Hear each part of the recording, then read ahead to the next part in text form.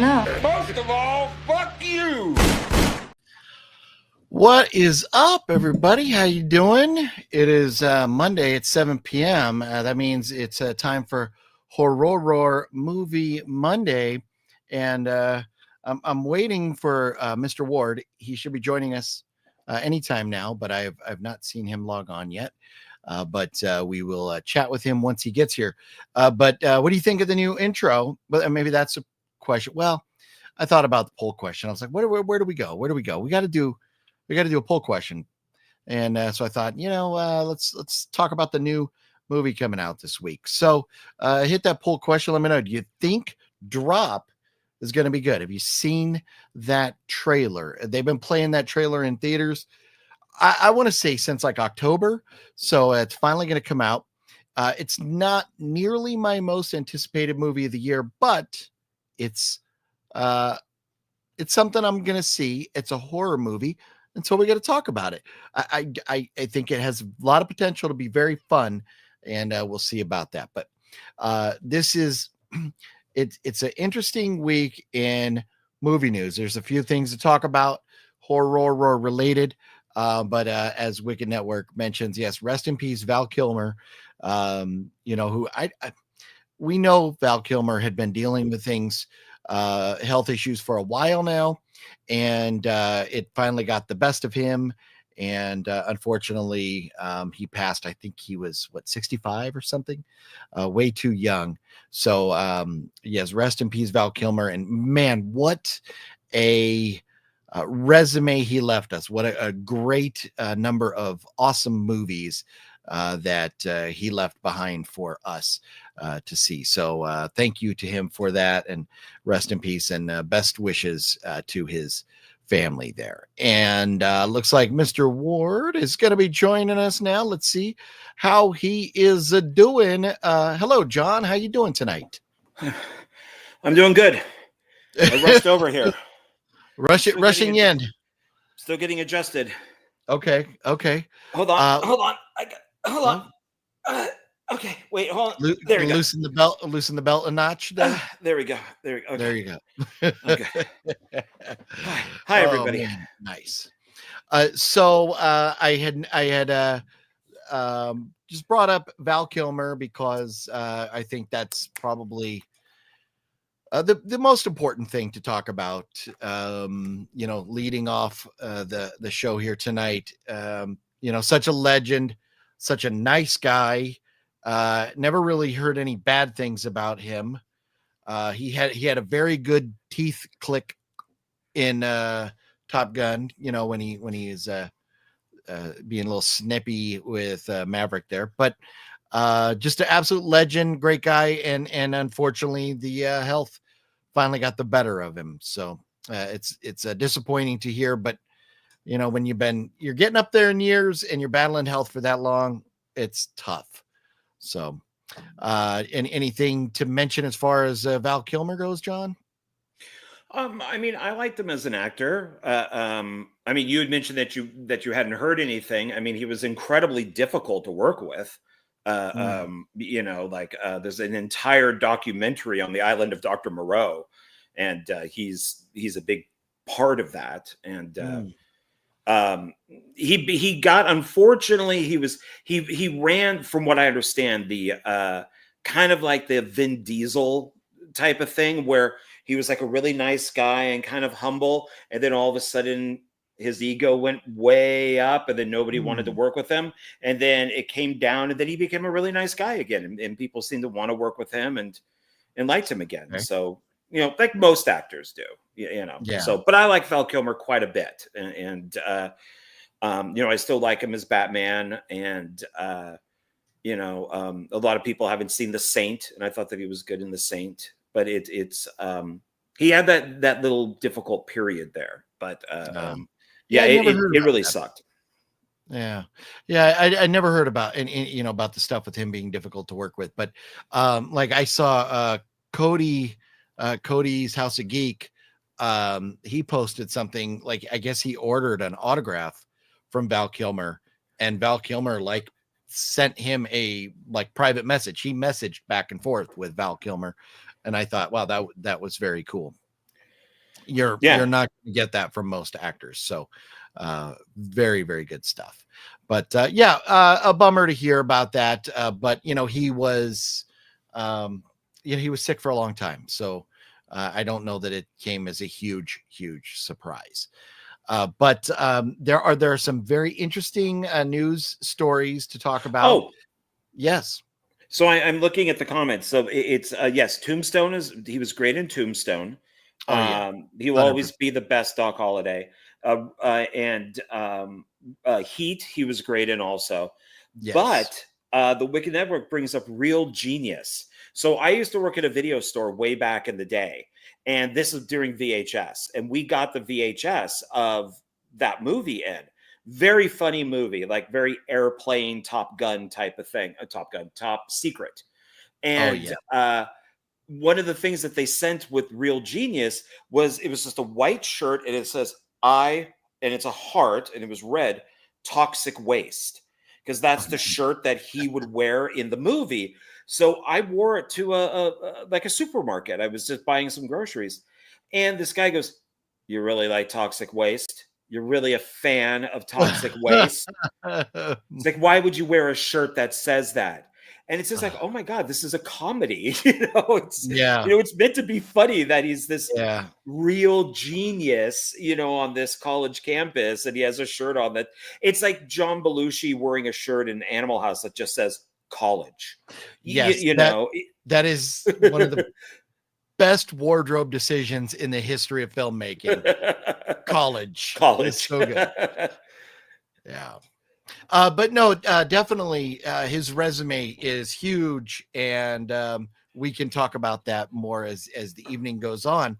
Let me quickly say hello to a few folks in the chat here, and we're going to get into the week's movie news, and then we'll just basically open up the chat there.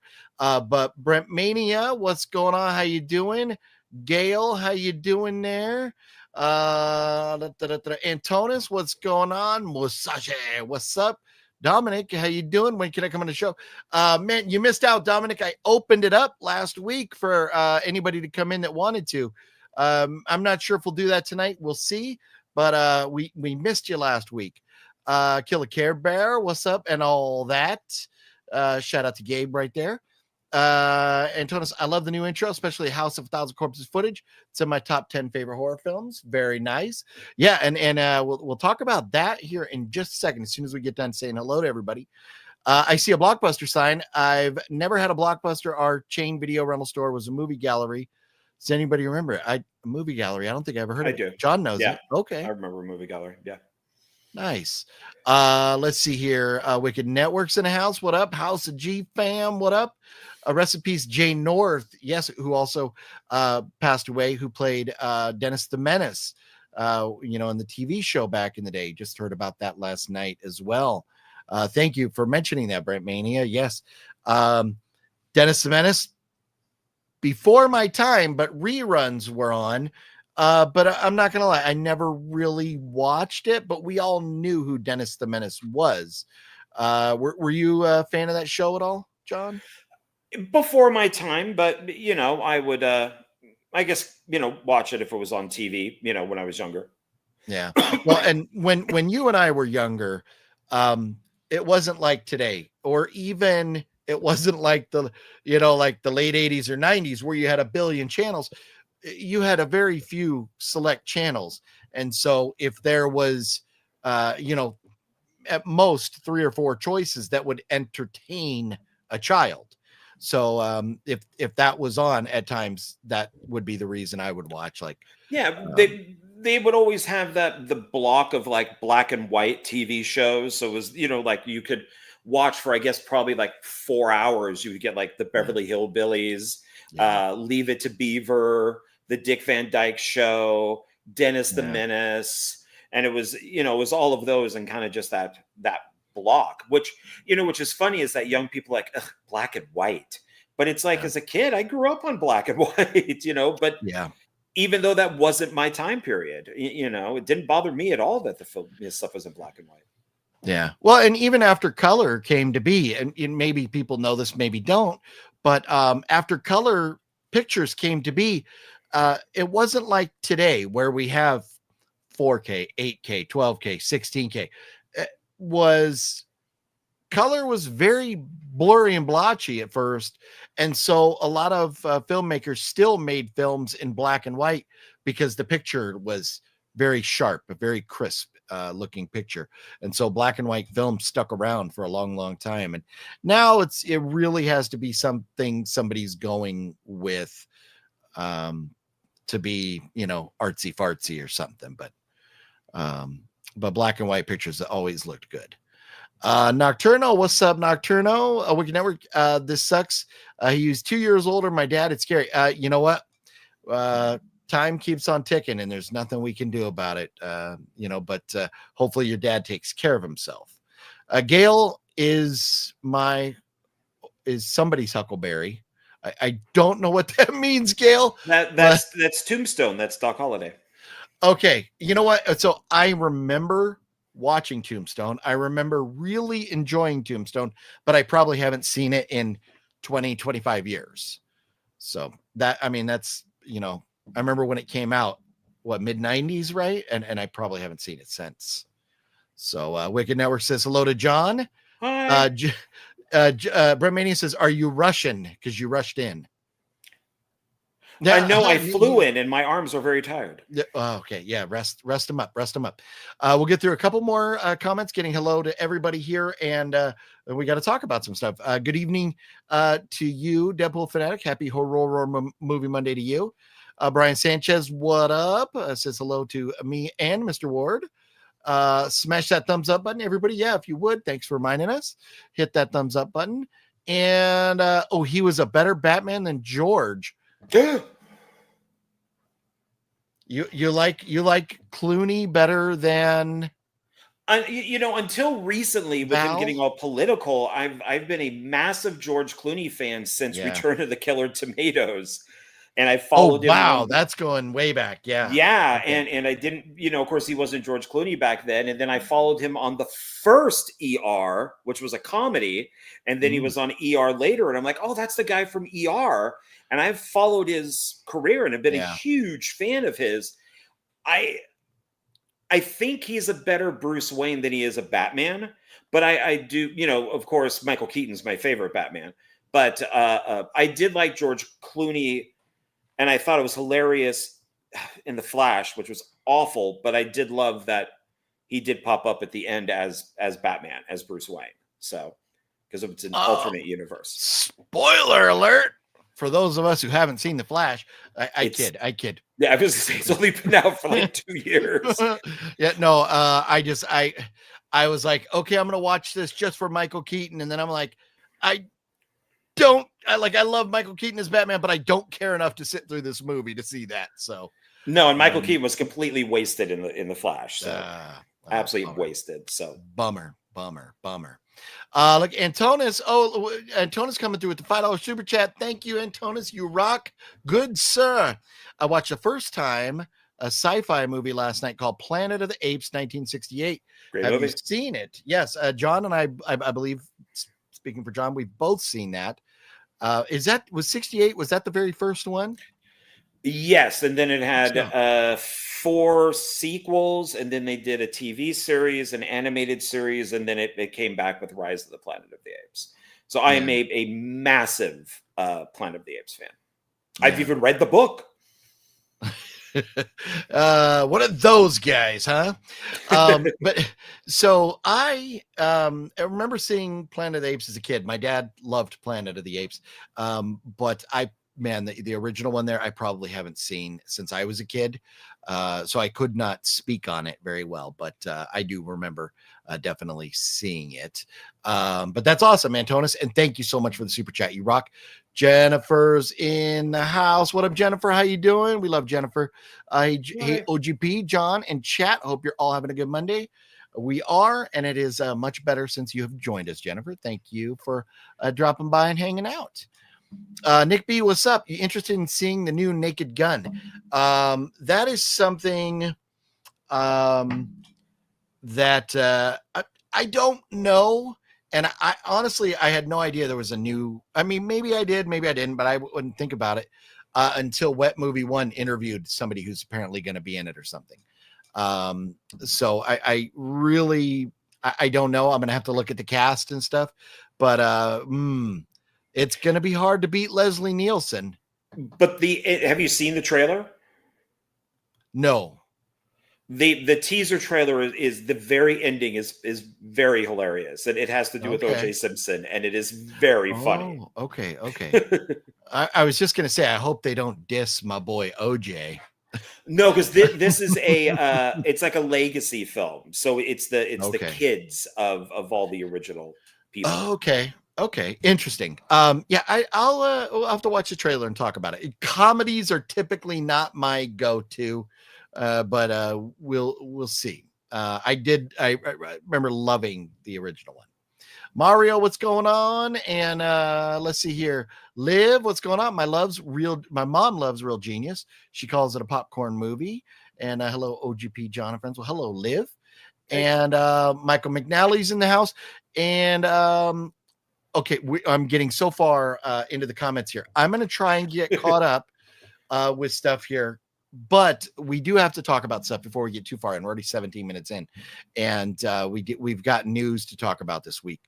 Number one, we have a couple big movies coming out this week. One, this is going to be fun news, fun news, fun facts.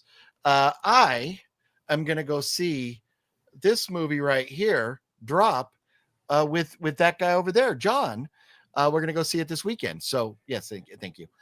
We're going to go see that movie this weekend together while I'm hanging out with John in Las Vegas, going to Zia Records and all that goodness. So that's happening this weekend. Going to be a lot of fun. So we'll try and maybe do a video or something from there. Go wrong with Christopher Landon. Yeah, it looks very interesting. I've been seeing the trailer since like October, so I'm a little burnt out on seeing the trailer. But it does look like a very interesting film. Are you pretty excited for this, John? Oh, I'm excited for anything that Christopher Landon does. So I own all of his films, and I was pretty disappointed when he left the new Scream movie. But what are you going to do? What are you going to do? Yeah. But so speaking of the fact John and I are going to go see a movie this weekend. Yes, the new intro that we played today also features John in there, because John is going to join us as much as he can on Mondays to be a part of Horror Movie Monday. So with him being here so often, I thought it was only appropriate to make an intro with John and something a little more horror centric too, even though we do talk stuff that's not horror and everything. We're going to talk some non-horror stuff tonight, but it's Horror Movie Monday. We focus on horror. So I thought it was a pretty fun intro. So hopefully everybody enjoyed that. But thank you, John, for hanging out and being part of the Monday Of course. Thank you for having me. Thank all of you for having me. So thank you. And and we're going to be doing some other stuff together, like on John's channel, something that, we'll talk about here in just a moment. But first, I do want to mention this as well. The Amateur comes out this week. Also, I believe it's Rami Malek. I think, is it Rami or Rami Malek? I don't know. But he's phenomenal. Lawrence Fishburne is phenomenal. And not in the picture here, John Bernthal is also in this movie. Bernthal is doing all kinds of stuff right now, but because he's going to be in The Accountant Part 2 coming up with Ben Affleck here very soon. So I can't wait. He plays Ben Affleck's brother. It's going to be epic. I cannot wait for that.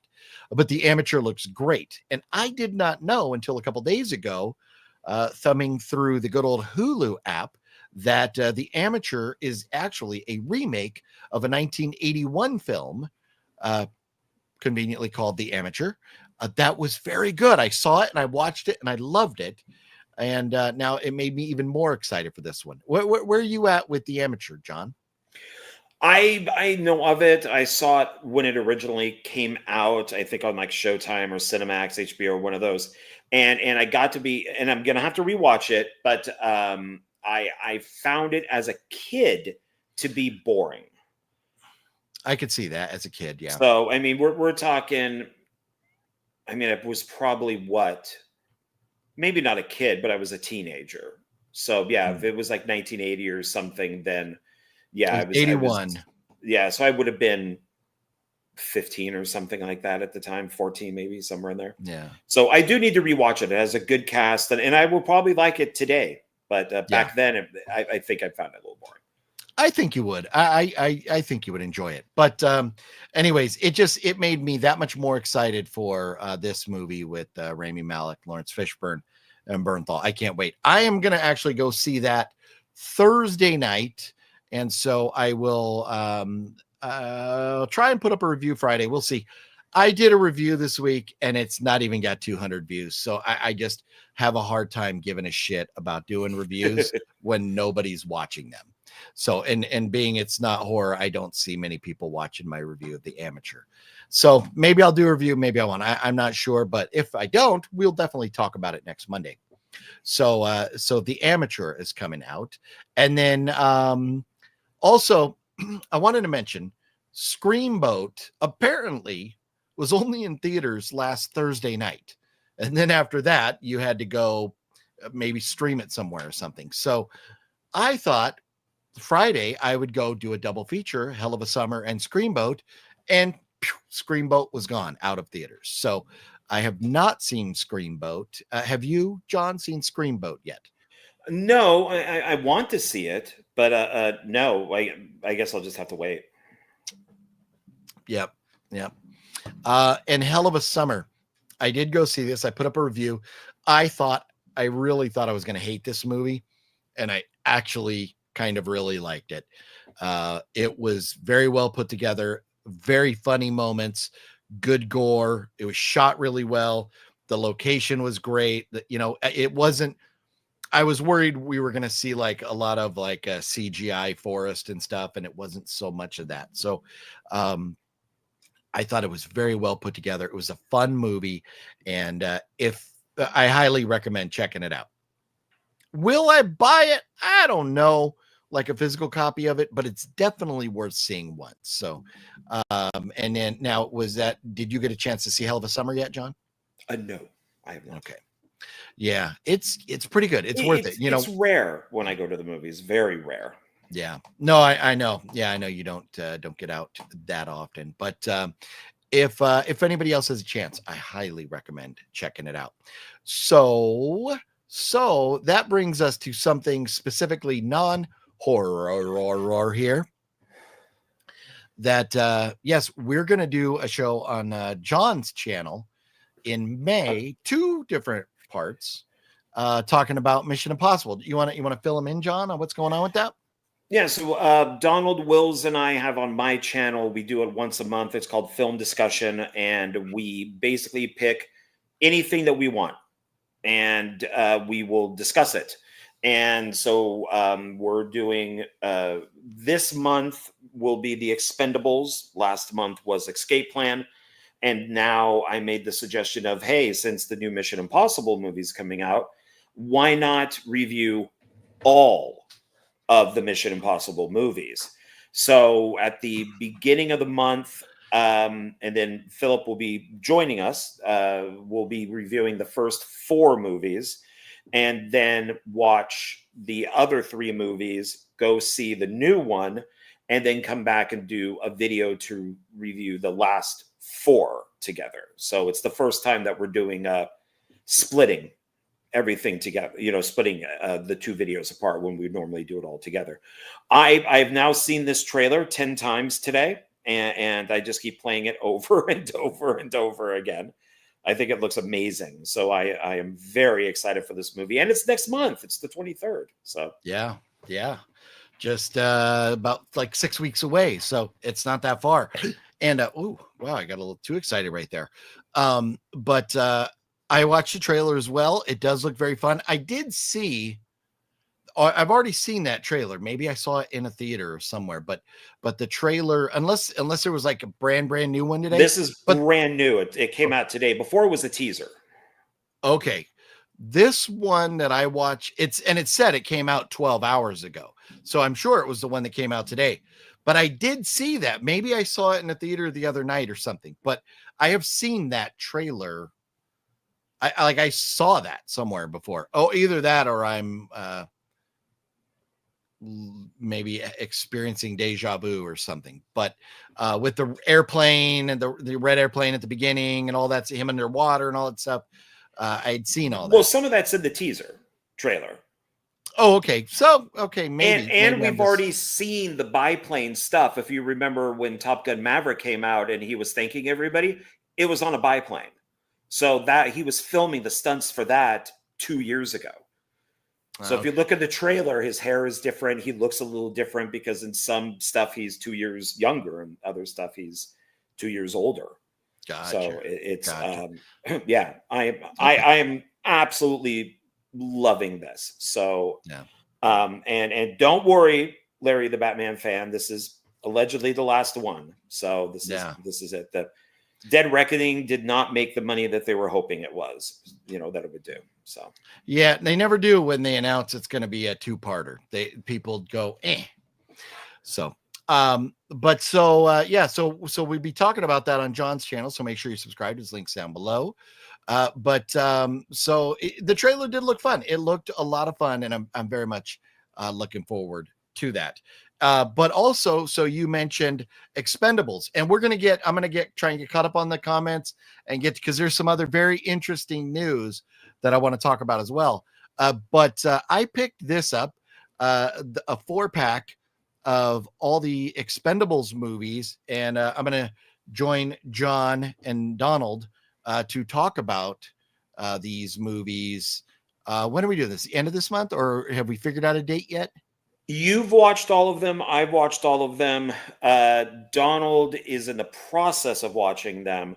So he said he said like to give him like 2 or 3 days, and then he'll let me know, and then we'll set up a date. Okay. All right. But so this was cool. I found this. This is all 4 movies on Blu-ray. I got off Amazon for like $22. And the artwork here is interesting because, look, and it's backwards now. But these are like art cards. There's like 4 different cards that it came with, which I'm just leaving them in there. But so this slides out. So you could actually still, if you took that out, it would still look like that artwork in there. But there it is. And you actually get, I already redeemed my code, so suck it if you try, anybody. But you get the 4 movies on Blu-ray and also on DVD, so I love that. In case you accidentally drop and scratch your Blu-ray, you've still got a DVD backup. And the digital for $22 for all 4 movies. So my thing was, like, and I told John, I was going to try and watch them, and I didn't know about buying them all and stuff. But then after watching them, I was like, you know what? I kind of enjoyed these, and I have serious questions about part 4. So I think so all I thought, too. yeah. So I kind of wanted to have them and see the behind the scenes footage and stuff. So I thought, you know what? I'll look and see if they have a collection, and maybe I'll get it. But when I saw it was $20, I was like, that's a no-brainer. So I think it's a very cool box set for $20. Yeah, it's very nice. Yeah, great deal. Got that. And so we'll be talking about that on John's channel at some point coming soon. So let's see here. I'll just quickly say hello to a few people we haven't talked to yet. But then we got to get to this news. Fluffy's here. What's up? And Larry the Batman fan, what's going on? How you doing? Larry sent a $2 super chat. You rock, Larry. Thank you very much. Let's see here. Can't wait for the Vegas video. Yeah, we're gonna have some fun this weekend. Gonna do some Zia Records shopping and have a good old time. So we'll see what the video will look like or whatever, but definitely get it out there. Larry says, I like non-horror related things. OGP, I like G and PG movies, some PG-13. Yes, we know Larry's not a big horror fan, which makes it kind of funny that we're on a horror movie Monday, but we love Larry. Love your old rants reviews. See, Wicked Network, and I can't rant about every movie because if they're good, I have a hard time ranting. But believe me, if they suck, I go off. And usually when the movies suck, that it gives me more motivation to do that video. Can you rant that a movie is good? Not like the way I rant. No. But anyways, I try. I try to keep the videos fun and stuff, but I do rant a little bit about the cleanliness of my theater over here because they're disgusting fools. They need to learn how to clean a little better. But so John, I know I am a big fan of these movies. I believe you are as well. Are you a fan of Happy Death Day? That is Christopher Landon, so of course. Are you a fan of Happy Death Day to You? That is Christopher Landon, so of course. So are you very excited that Happy Death Day 3 is in the works now? As long as it's Christopher Landon, then yes. He had talked about doing a third one for a while, and it just never happened. So yes, if he's writing and directing it, then yes. The quote from Christopher Landon today is that it is moving forward. So it will be Christopher Landon and Happy Death Day 3. So I was so far behind. I have only I can't remember if I'd ever seen the first one. Like parts of it, I'm like, but I watched too many movies. I can't remember, but I know I had never seen Happy Death Day to You until recently. And so I watched both of these and love them. They're both phenomenal movies. And what I think about these is they're not the goriest, they're not the scariest, but they are fun. And so somebody who's even like a mild horror fan will really enjoy these. It's not something like Raw or Serbian Film or something that's gonna, gross you out. It's not Hostile. So you can watch these even if you're just like a casual horror fan, and you'll really love them. So I'm very excited about part 3 coming out. Yeah, he's. Have you seen Freaky? I don't. That's with Vince Vaughn. It's his take on Freaky Friday. Oh yeah, no, I haven't seen. Vince it is Vaughn. Hilarious. It is great. Okay. Yeah, because it's Vince Vaughn's a serial killer, and then there's the girl in it who's like the stuck-up mean girl, and they switch bodies. So then Vince Vaughn becomes the girl, and she becomes the serial killer.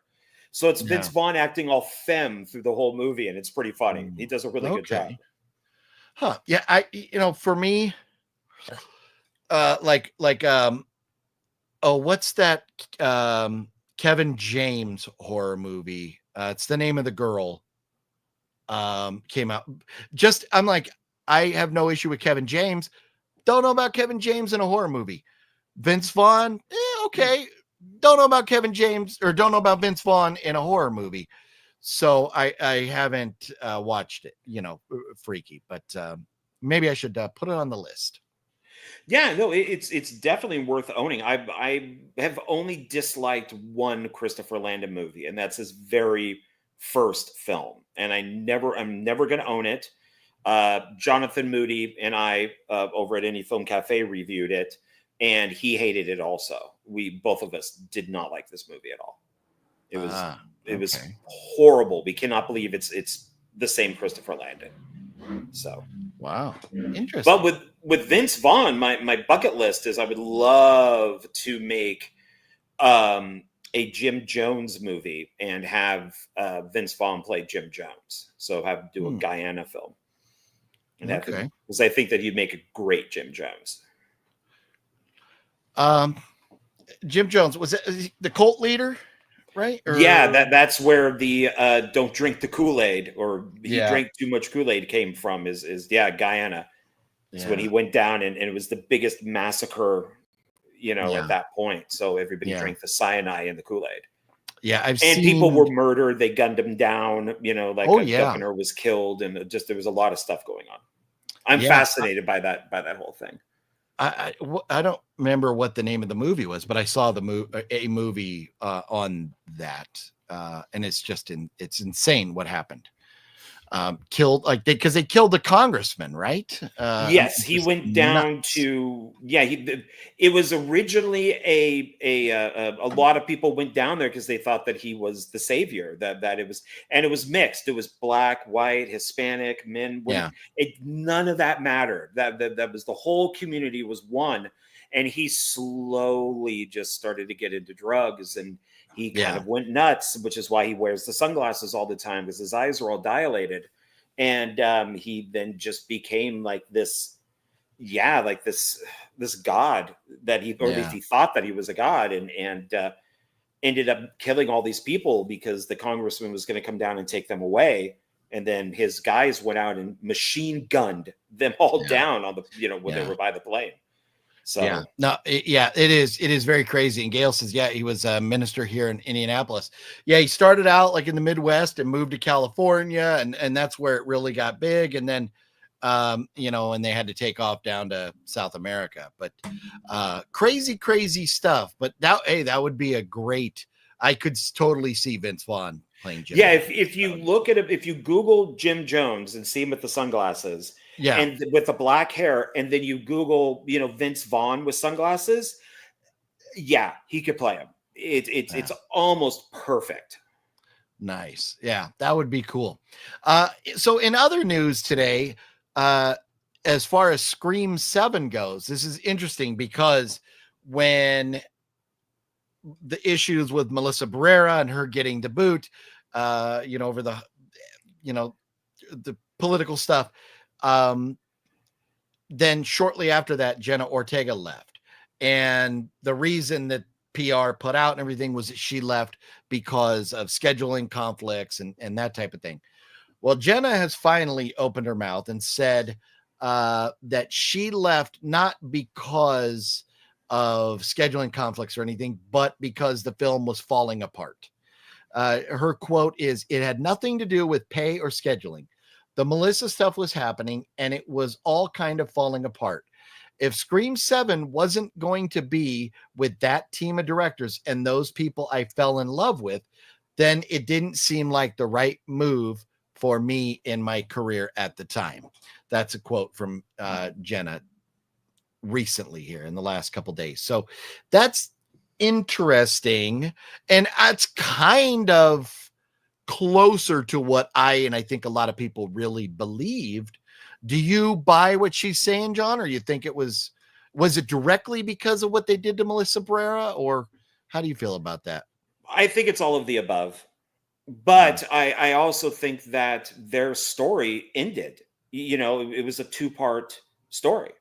And it ended, with the Scream mask being dropped on the ground and them, the sisters walking away. That's so it's perfect. You have all the Neve Campbell stuff, all the Sydney stuff up to like Scream 5, and where they kind of pass the torch, and then they, the sisters get their own movie, but it's done. It's concluded. They wrapped it up.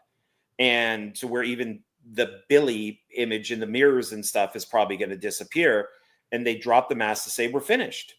And it's done. So I have no problem with them not being in the new one. So and it's nice to have Kevin Williamson back. I still would have preferred Christopher Landon, but oh well. And having Sydney back. So I think that's going to get it back on track again. So I think firing somebody because Hollywood loves Israel. And so to, bring up the Palestine thing is, I think it's stupid to fire somebody for that. It's dumb, but it's dumb on her part for saying it, especially when you're up and coming. But I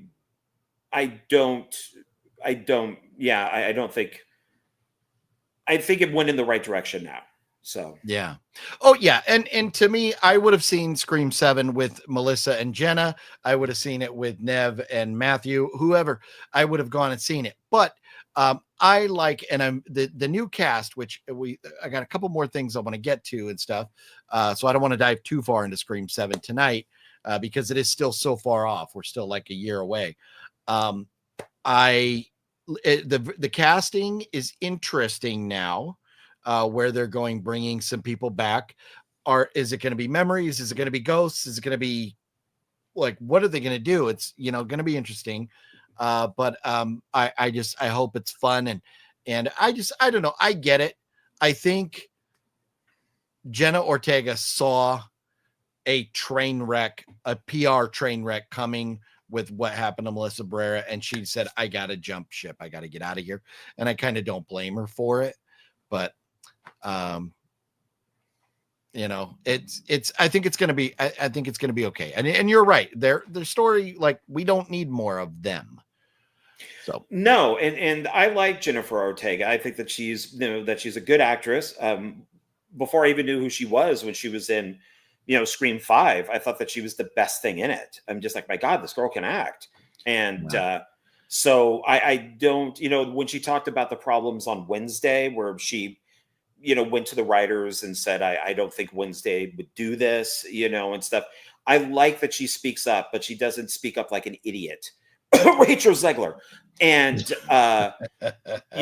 with her career being over now. But I think that Jenna Ortega has a good career going ahead of her, because she's not stupid. So she makes good decisions on things. Yeah. So to try and get caught up on a few more comments, yes, George Clooney on Roseanne. Yeah, I think that's a good cameo right there. Yeah. Let's see. Jennifer says, I never heard of Val until it was over at YouTube. He passed away and was like an OG Batman. Yeah, Val Kilmer was amazing. The original Top Gun was my first introduction to him. But no, Val Kilmer and Top Gun. Top Gun is where I became aware of who Val Kilmer is. But I think, you mentioned it earlier, the comedy movie that, Real Genius. Real Genius. That was before Top Gun, right? Yes. Yeah, because he'd also done like Top Secret and Top Secret. Yes. Yeah, the Zucker brothers, and so he was out there for a while before Top Gun. Yeah, but yeah, Top Gun is just where but Top Gun came out. I was, like 10 or 12 or something. So, I was still very young. So the other movies, I saw them later on, but that's where I just became aware of who he was, and he's just been great ever since. Let's see here. So I want to jump up a couple. Larry says, do you think they'll make another Men in Black movie? If so, do you think Will Smith, Tommy Lee Jones? Tommy Lee Jones is getting old, and Will Smith. Yeah, I don't. Like Will Smith, man, is he going to make more movies? Yes, but I don't know if they'll ever have that type of budget or be that type of blockbuster movie anymore. Well, he's still the highest paid actor in Hollywood. Tom Cruise is second. And I think now if he were to do a Men in Black, it would be way too expensive because of the Academy Award. And the whole reason why Tommy Lee Jones isn't in part 3 is because he's old. So they came up with the idea of going back in time and having, James Brolin take over the role. So now and then Men in Black International bombed beyond belief. So no, I don't think so. No. Yeah. Masashi says, glad you will be joining us, John, permanently. Hey, thank you. Thank you very much. Thank you. Glad to be here. Let's see. I think Tom Cruise should retire Mission Impossible movies. Oh yeah. So I think you addressed that already. Yeah. I don't. I mean, he's made a lot of them, and at some point they are going to start to repeat themselves. So I guess it's better to go out on a high note than just something that's really bad. So Marvel movies. How long can you, like he's getting up there in age, and to be, like it's like Liam Neeson knows, like you can't keep being an action star forever. So, time to maybe move on to something else. Hard to believe that Toy Story is 30 this year. That is crazy to think. Yeah, man. If that makes you feel old, Brent Mania. What was it? Something I just saw was, no, it's not even, it's Stanley, the 2001 Space Odyssey. I just got a notification that like a few years ago, I posted that it was turning 50 years old, and that was like a few years ago, and I'm like, fuck.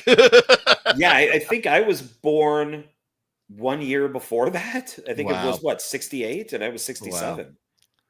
Yeah, that's crazy. Jeff says, and what's going on, Jeff? How you doing? Happy Death Day was a pleasant surprise when I watched it. It was a very pleasant surprise. Really enjoyed it.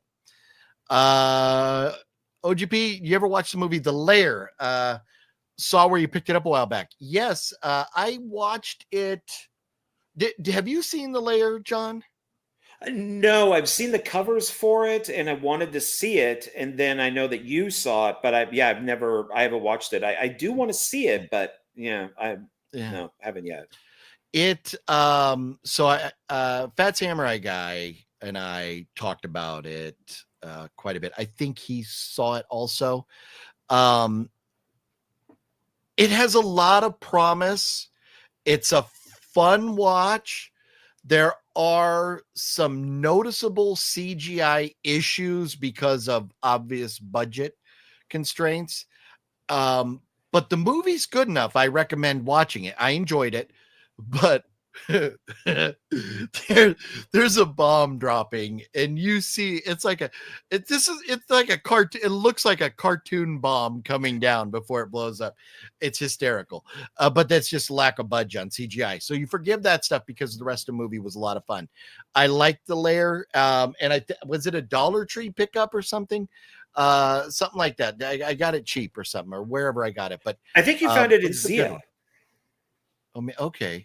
Yeah, I don't remember, but or maybe I found it at Zia because like Fat Samurai Guy recommended it to me or something. I'm not sure, but I remember that's where you got it. I think like you looked it up and it was pricey, and then it was like really cheap when you found it. It was just like, oh, you got to get this. Yeah. Yeah, I would never spend a lot of money on it. That's for sure. Like it would have been a perfect Dollar Tree movie. Thank you, Deadpool Fanatic. Becky was a Kevin James movie I'm thinking of. And I think is there a sequel to that too? But have you seen Becky with Kevin James? No, is that the one that's like what is it, the Green Room? The one with Patrick Stewart where they're Nazis and they're the band. That's a phenomenal movie. That Green Room is a phenomenal movie. Love that movie. I don't know anything about Becky. I can't tell you plots. I think Becky, he's like a cult leader or something, or like a white supremacist or something like that. And I did have an interest in seeing it and completely forgot about it. So thank you, Deadpool Fanatic, for reminding me. Larry says, are you a fan of Forensic Files or John?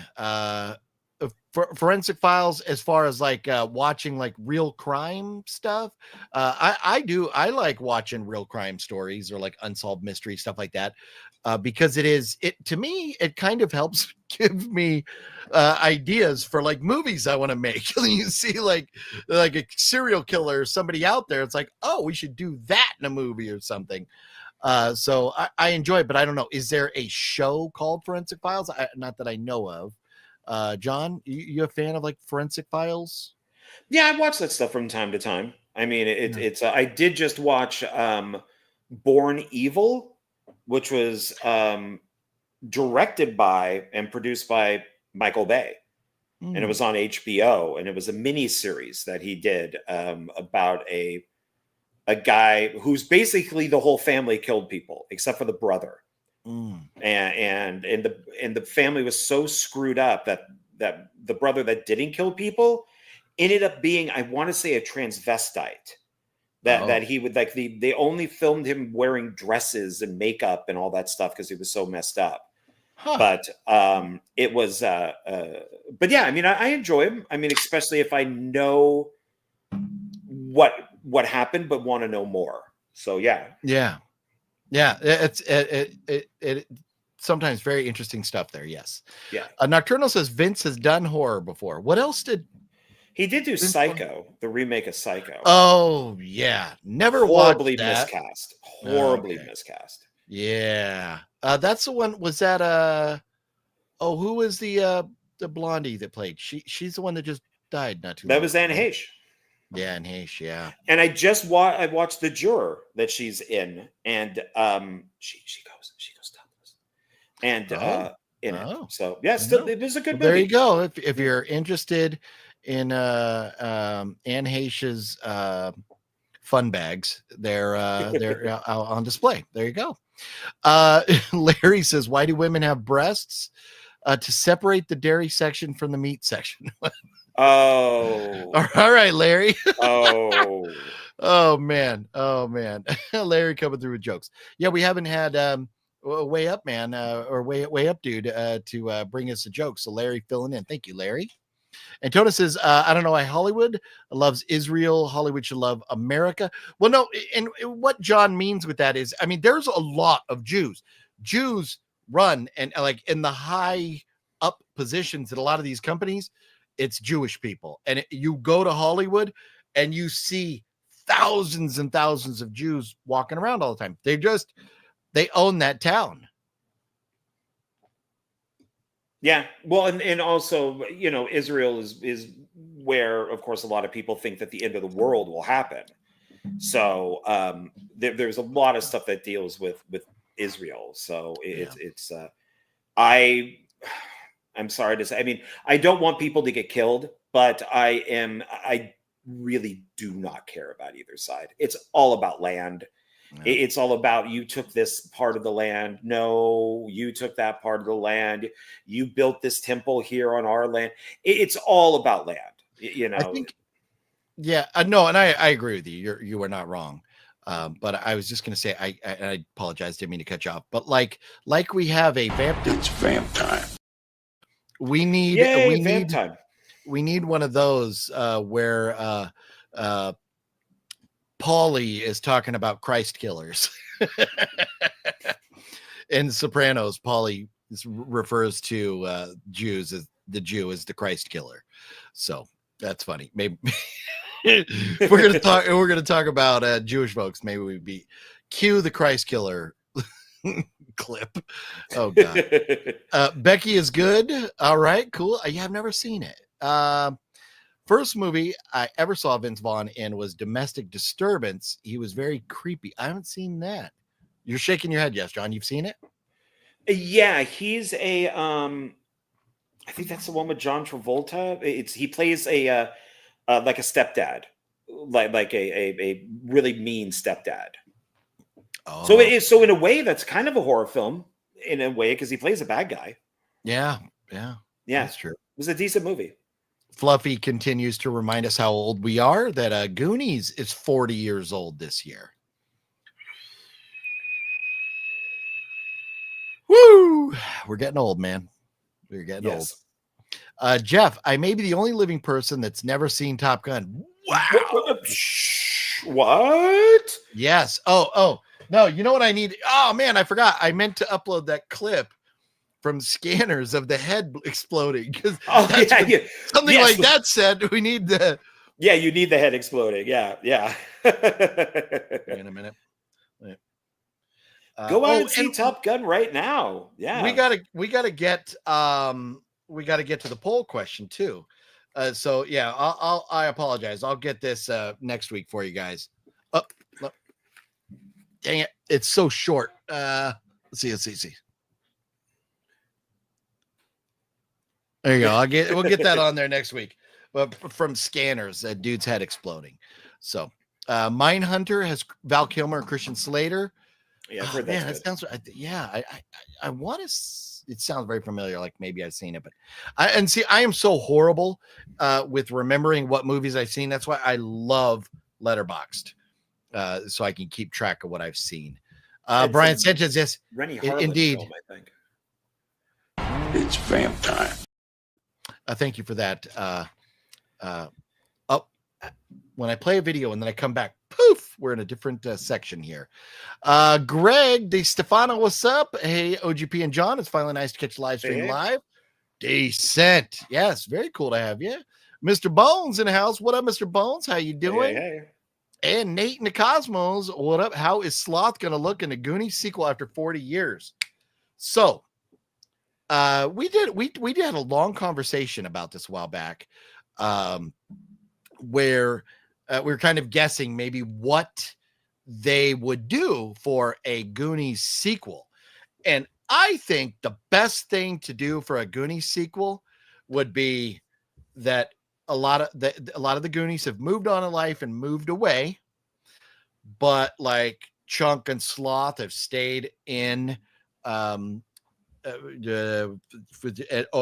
Astoria, and maybe Sloth has passed away, so the Goonies reunite for Sloth's funeral. And I think that's the appropriate way to remember him. I would hate to see a recasting. And they reunite, and then maybe there's another challenge, an adventure they have to go on, or they say, let's go do this in honor of Sloth, and they wind up in trouble, something. But I think they should do a reuniting for Sloth's funeral and then go from there. Do you have thoughts, or where, like, I love the Goonies. I'm so on the fence about a sequel. But I don't know. I would entertain the idea of having another one. John, where are you at with that, with the Goonies? I don't think I would care, to be honest. I don't. I liked Goonies. The movie theater I worked at played that thing for like 6 months. I've even met Chunk because he was there. They were doing like a big like a child's disability type of show there, and you would buy tickets and that would go towards the charity. And he was there in the shirt and all that stuff. From then he did the truffle shuffle type of thing.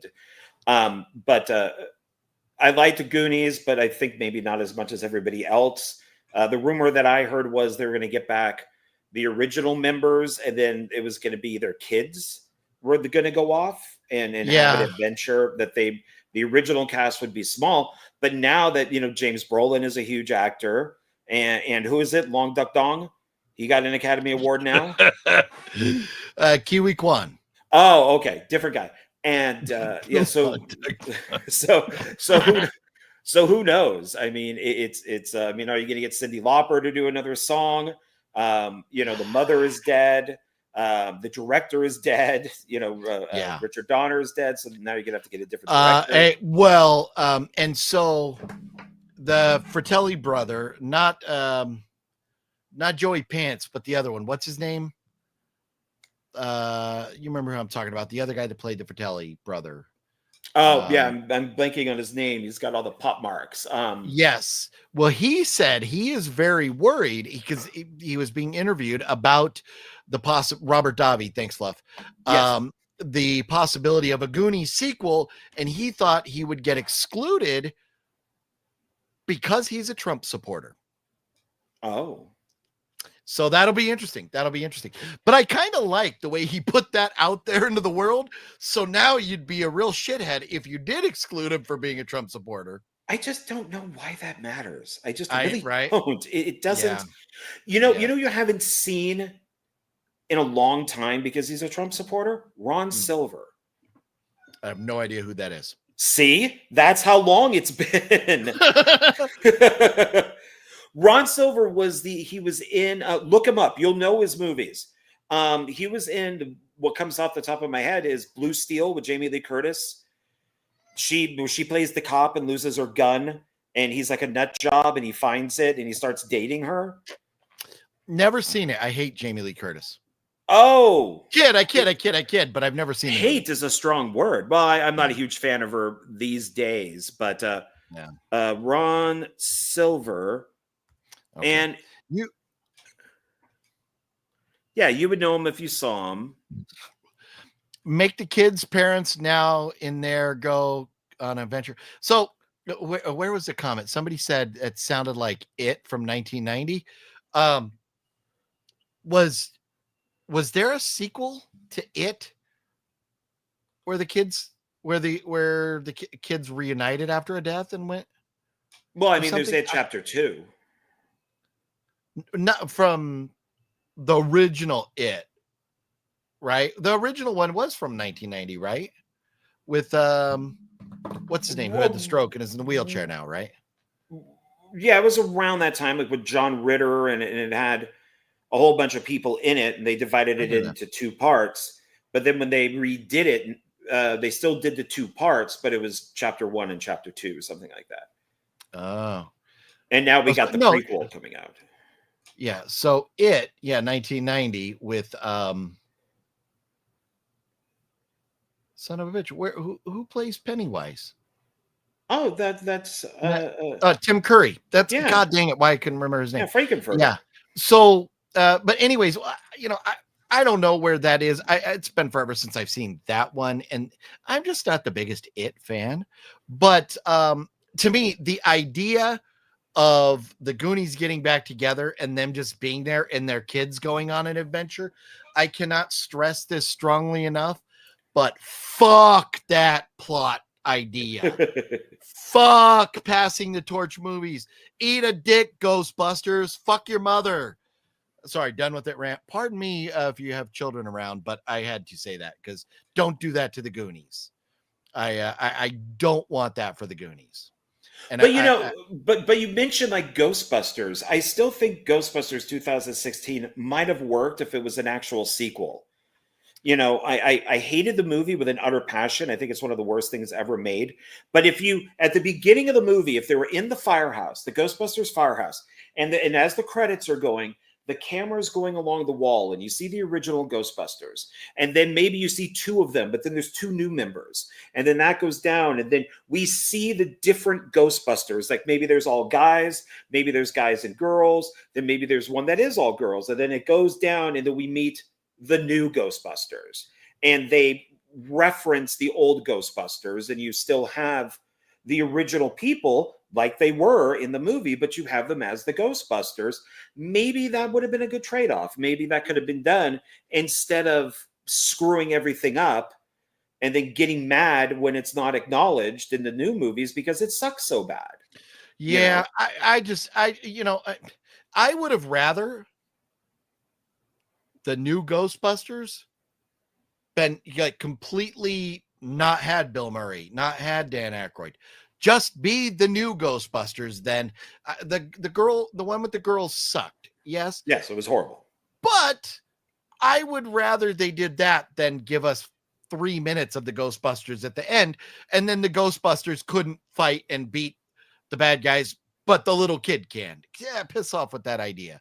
I did not like that, but but anyways, I don't want to get too far on a tangent there, but and I look at me, I went on my bad word rant there about passing the torch with the Goonies and lost a bunch of viewers. Sorry.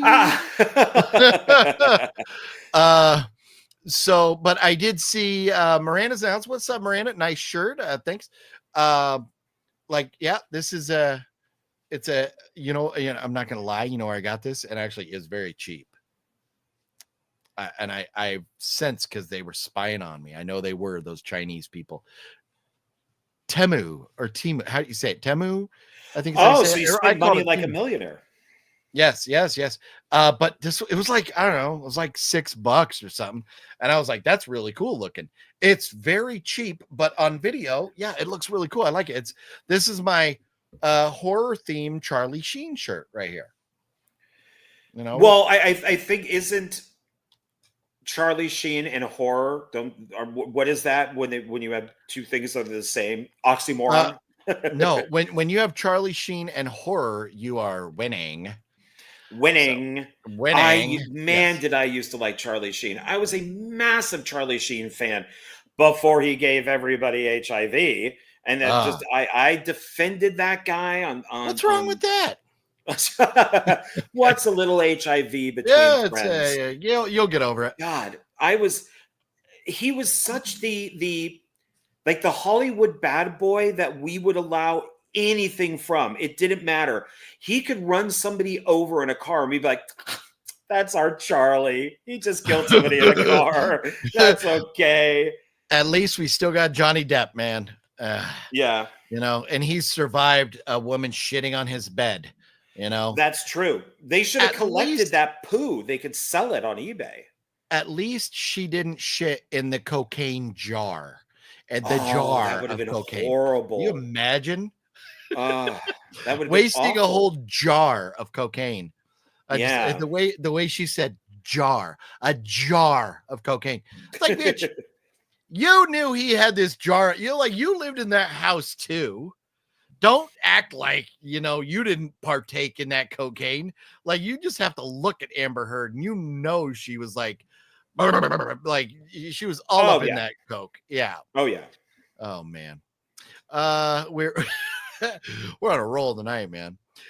Christian's in the house. What up, Christian? How Hey, you Christian. doing? Let's see. I will be going to Vegas in a couple months now. Okay, so not gonna happen. I thought it was got sooner than a couple months. pushed back. Yeah, I thought Let's it see was like here. in a week or so. Worst movie ever in 2025 is Snow White and the Seven Dwarfs. Is on a dumpster fire. Don't say Seven Dwarfs. You'll get Peter Dinklage all mad at you, and he'll come over to your house and kick you in the kneecap. Did they take the Seven Dwarfs out of the name? Yes, because they felt that it was politically incorrect. Because originally it was the seven magical thieves. It's that horrible picture of those hippie looking Renaissance people out in the field, and then everybody complained so much that then they brought the CGI dwarves in. Because they I guess Disney didn't find that offensive, but but in the movie she does go and visit the seven magical beings or thieves, seven, and then she meets also up with the seven dwarfs because they'd already shot all that stuff. Wow. And they didn't cut it out. So yeah, the film is supposed to be a giant mess. So yeah, oh boy, yeah, I thought you were gonna say when you said magical, I was like Snow White and the Seven Magical meh. well, apparently Snow White and the seven people who went to go see the movie. Yeah, right. Well, it's very interesting. This is the time where you go like, okay, Rotten Tomatoes, you are on crack. Because the audience score has it at a 73. Yeah, no, piss off with that. No chance. No, I bet a lot of that's bots, as I'm sure Disney probably, because you can't have that type of review when it is Disney's greatest bomb, when it is losing them millions upon millions of dollars. And it's not all Zegler's fault. She is a big deal of it. But just the way that they, sitting in that room, what can we do with Snow White? And then they came up with this awful idea. And I don't think Rachel Zegler said all that stuff off the top of her head.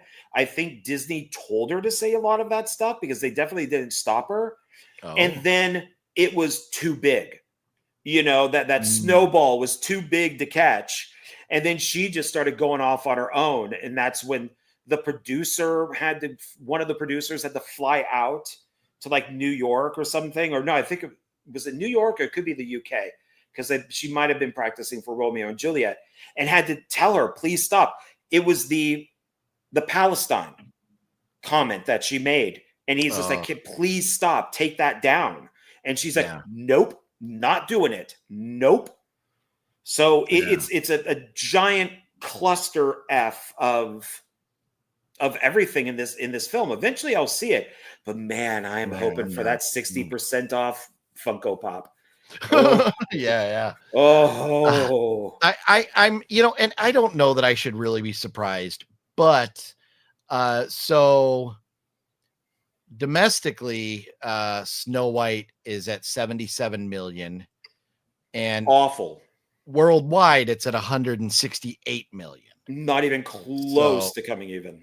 Yeah, so it's way in the toilet. But you got to look at, Disney has to be pissed because Minecraft, a film that is getting awful reviews, is off the charts.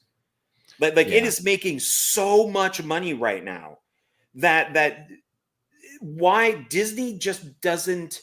They don't look at why something is making a lot of money. Why is this? Because, and this is, who is this from? It might be Critical Drinker, I think, mentioned that Minecraft is a movie that is aimed at men and boys. We finally got our movie, you know, and that's who's going to see it. When men and boys aren't going to go see Snow White because you basically told them to go F off. Yeah. You know, Zegler told 60% of the country to go F off for who they voted for. So they're not going to go see it. But you haven't heard anything like that from Minecraft.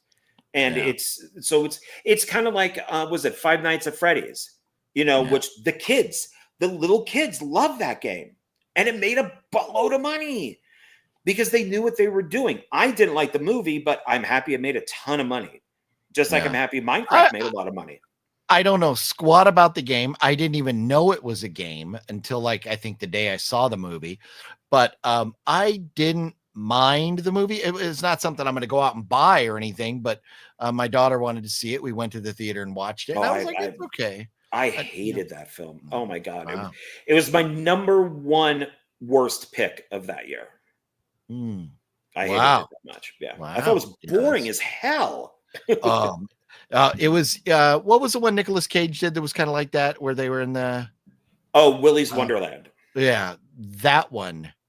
That movie made me want to like gouge my eyes out. What an easy role for him. He doesn't say one word. Not one word. Yeah, not one word. Yeah. Hopefully he wasn't paid by the word. Yeah. Yeah. Oh man. Well, like John Wick.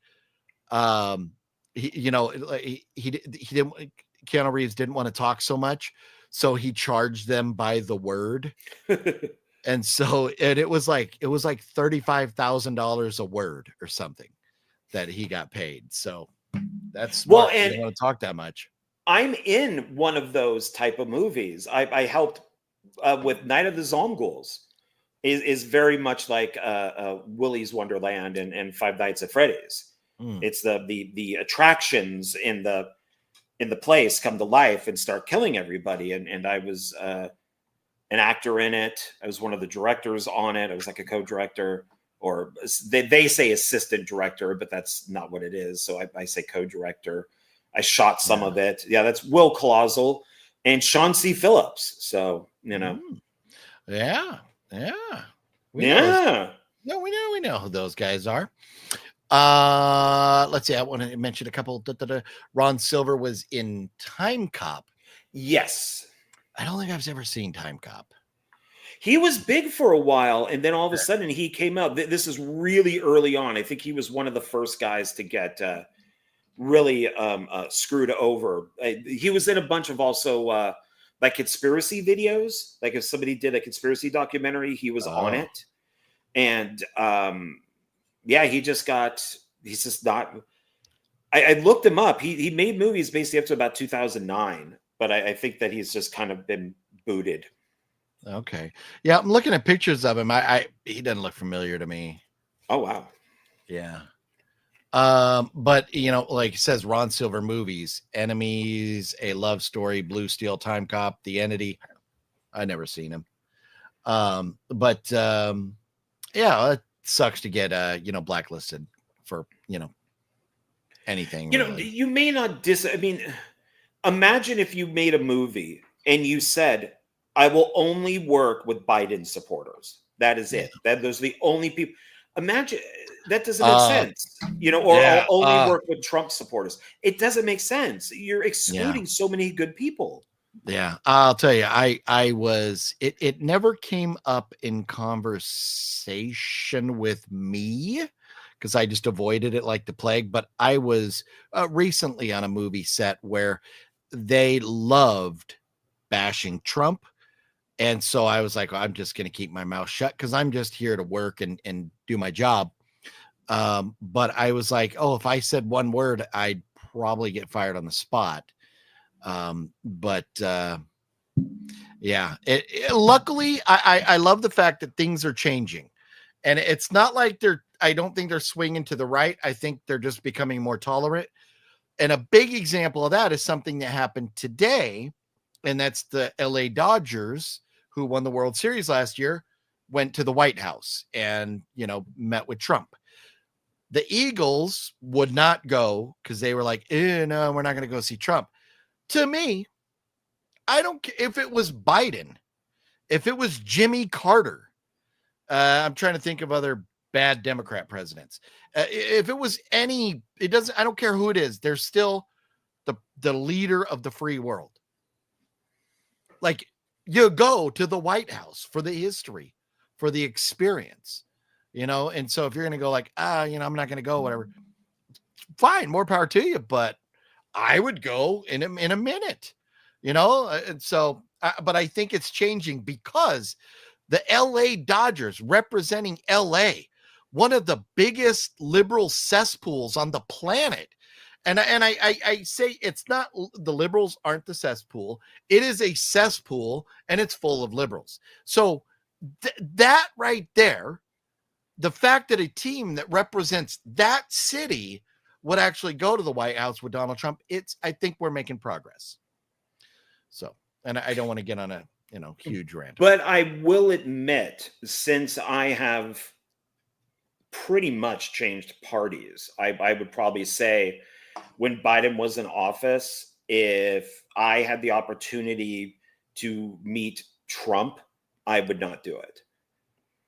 Oh yeah. Now I would. Now I would have no problem. I would, definitely go. But back then, so being of that, not liberal, but Democrat mindset, I wouldn't have gone, and I didn't blame people who didn't want to go. But now I do.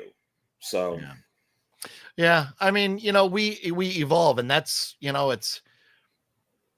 it happens. Sometimes you go one way, you go the other, whatever. And that's the beauty of it all, is we all get to pick what we want to do. That's the beauty of it.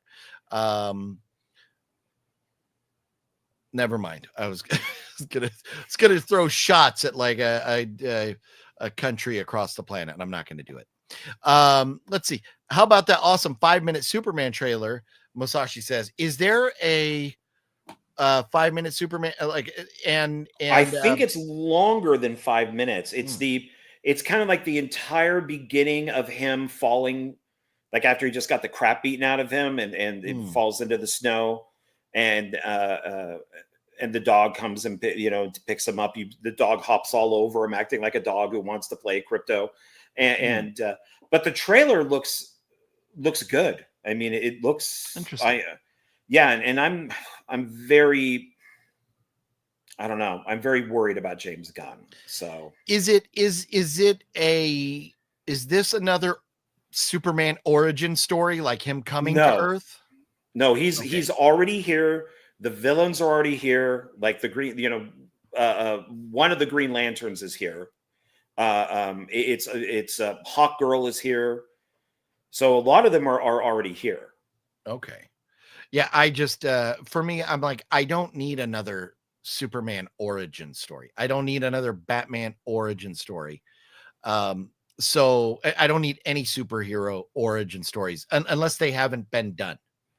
So well, that's what but I don't know if I give a shit even really, like with superhero movies. I'm so burnt out. God, that's all I'm buying these days. It's good and bad, but it's the one thing that I think is awful that never happened is Zack Snyder had a plan, and there's a reason why the two actors who played Superman's parents when they get killed at the theater are big actors. So it's Laura. Oh God, I'm blanking on her name. She was in. Both are in The Walking Dead, and one of them. God, played Negan. And he's in Superman. No. I'm saying for Batman, because we're talking about origins. So we see basically, God, what's her name? Lauren. She was in what movie are you talking about that they're in? Batman Origins? No, they're in Batman. Well, it'd have to be Batman versus Superman. Batman v Superman. Come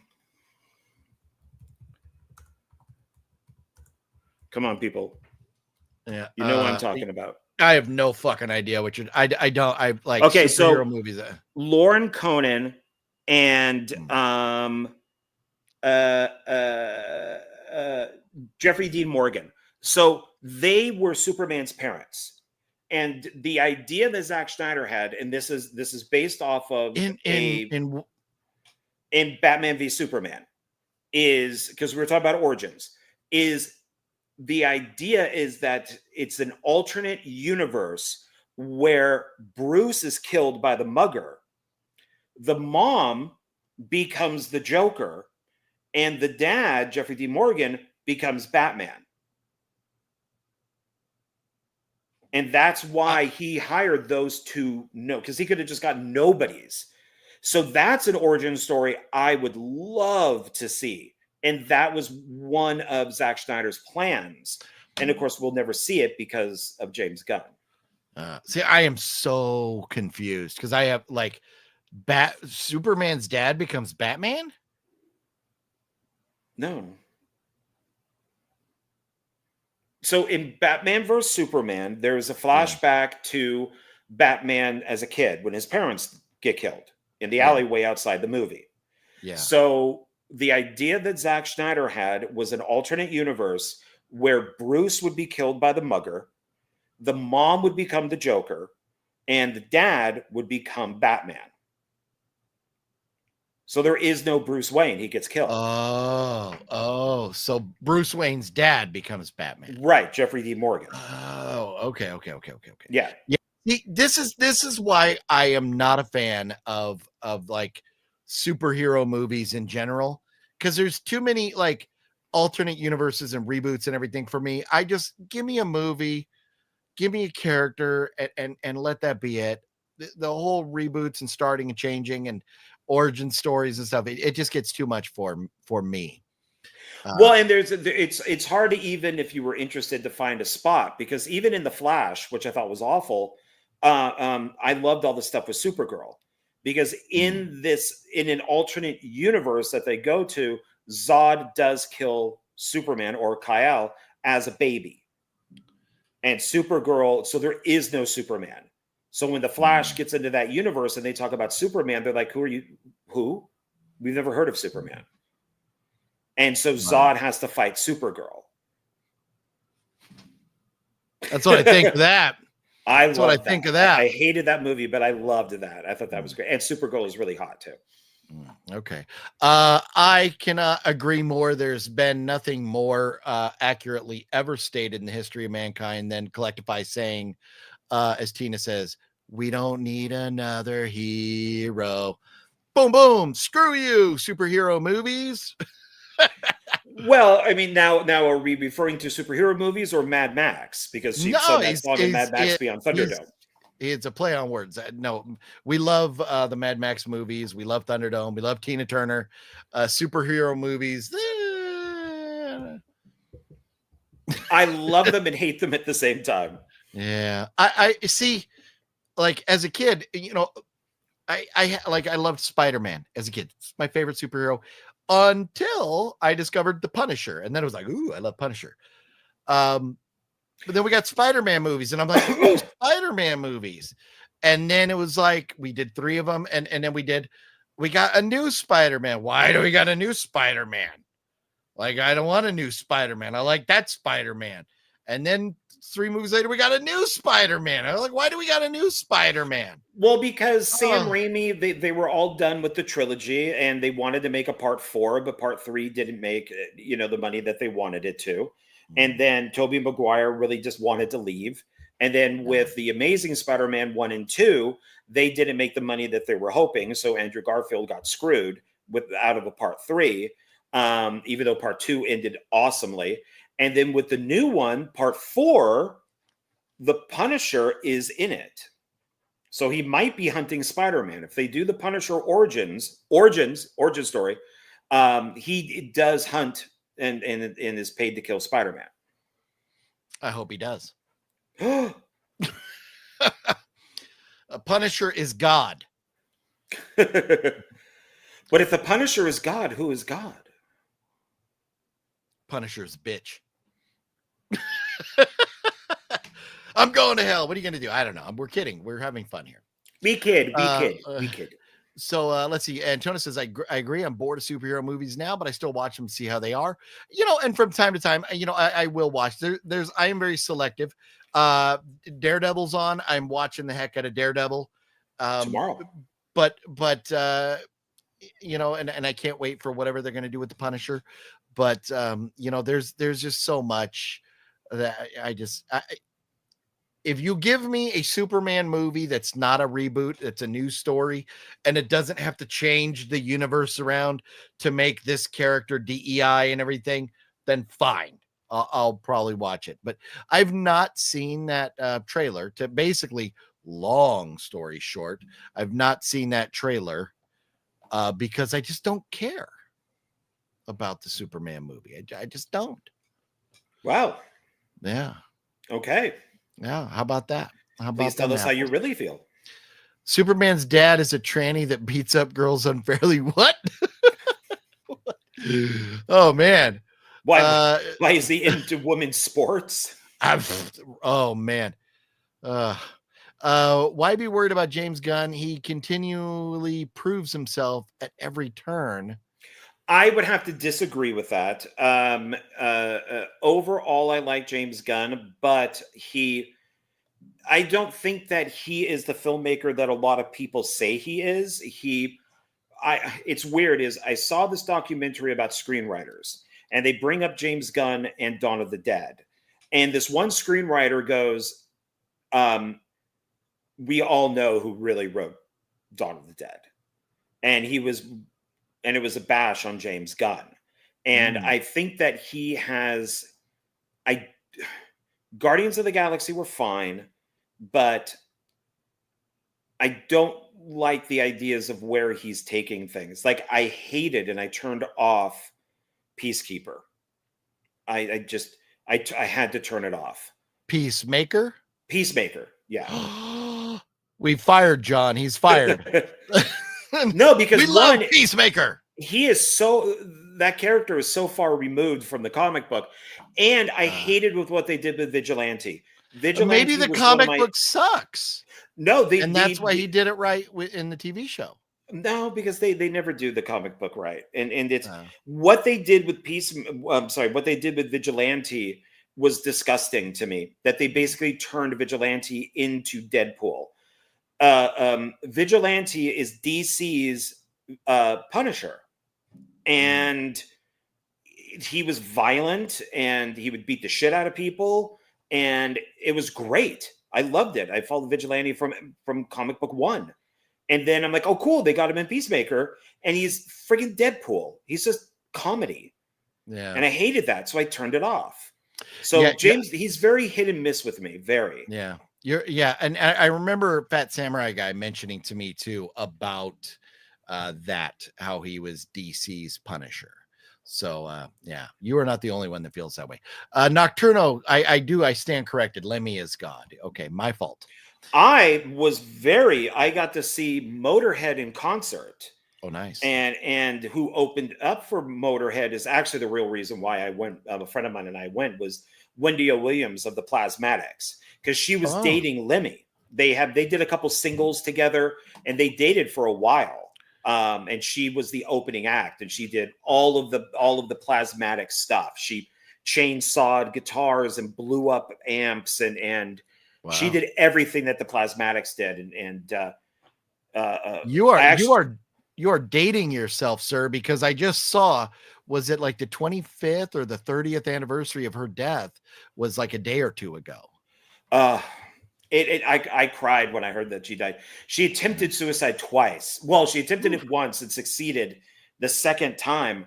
And I have been a massive fan of Wendy O. Williams. In fact, I want to get the tattoo of the first Plasmatics logo, then the second one, and then I want to get the WOW down here with, her birth and then her death right here, because I am a massive Plasmatics fan. So it's they are one of the most, especially her. I mean, she always gets overlooked when they talk about great female singers and people that, kind of change things. Like Pat Benatar is brought up and Deborah Harry and stuff, but Wendy O. Williams is never brought up. And that's really unfortunate and sad. Yeah. Going back to James Gunn, Are we talking about James Gunn as a director, writer, producer? Are we saying that he what concerns you?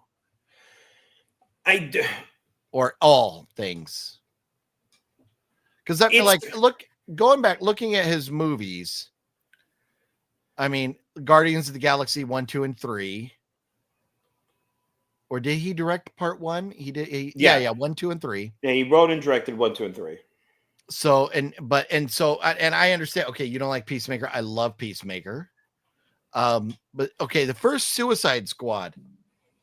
I don't understand the hate for the first Suicide Squad. I thought it was pretty funny. I mean, like, I kind of enjoyed it. It was okay, except that the entire film was edited by people who make trailers.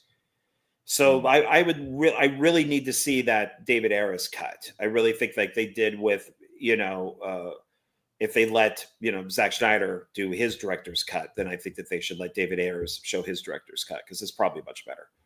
But I didn't hate it. I would just like to see, because like they cut out all the Joker. So there's a whole separate story of the Joker in the David Ayers cut.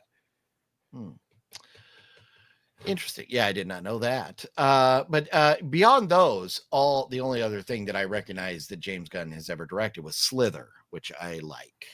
Good movie. It's good. Super is good. I think my worry, or maybe some dislike, is I can't really explain it. I just, from listening to interviews with him and what he wants to do with this, I'm kind of on the same boat with you. With things, especially with DC. I am so tired of the reboot after the reboot after the reboot after the reboot. And it's just like, God. So I'm kind of happy that he's not doing the origin thing with Superman. But at the same time, it's like, can we just stick with one actor? Can we just have a series that we can go see? Or is somehow connected? I mean, James Bond had a bunch of different actors, but the films were kind of connected, in certain ways. So you would go, oh, a new James Bond, and you would go see the movie, and you wouldn't really be confused or anything. But that's the one thing I'll give Marvel credit for, even though they suck, is you could start with Iron Man and go right up to the newest one, and they all make sense. Yeah, and I remember when James Gunn came in and was like, okay, we're going to start over. We're going to get a new Superman. We're going to do this. We're going to have all these characters younger and stuff. And that's what I'm like, fuck, we're going to get a whole world of reboots that I don't want. When he announced that he wanted all the, to start with these characters younger, like no. I liked what was his name that played Superman before? Henry Cavill is perfect. He is absolutely perfect. Well, like, why are we getting rid of him? And like, if at least, like, please, like, let's get done. Like, give me at least one more Robert Pattinson Batman movie. Okay. That's okay. I'm glad you brought that up, because that's another thing that bugs me about James Gunn. So it was meant to go the Batman, then the Penguin, then the Batman 2, then the Joker, then Batman 3, and now James Gunn has halted that. So there's supposed to be, I think, the Joker and Penguin season 2. So there was a plan with Matt Reeves and Patterson and all that to do their own separate thing, have their own Batman universe. Because even if you look at, there's a deleted scene from the Batman where Batman goes and visits the Joker in the Arkham Asylum. And so the Joker is part of that universe already. And Gunn niched all of that because the Batman did pretty well. It didn't break $1 billion, but it did good enough for them to want to continue, the Warner Brothers to continue with this. And James Gunn went, and he kind of stopped it. So, yeah. Well, excuse me. We'll see how it goes. Liv says to Jeff that she hasn't watched a superhero movie since The Dark Knight. They're just not my thing. Dark Knight. I mean, if you're going to end with one, that's a good one to end with. I miss what we were talking about there.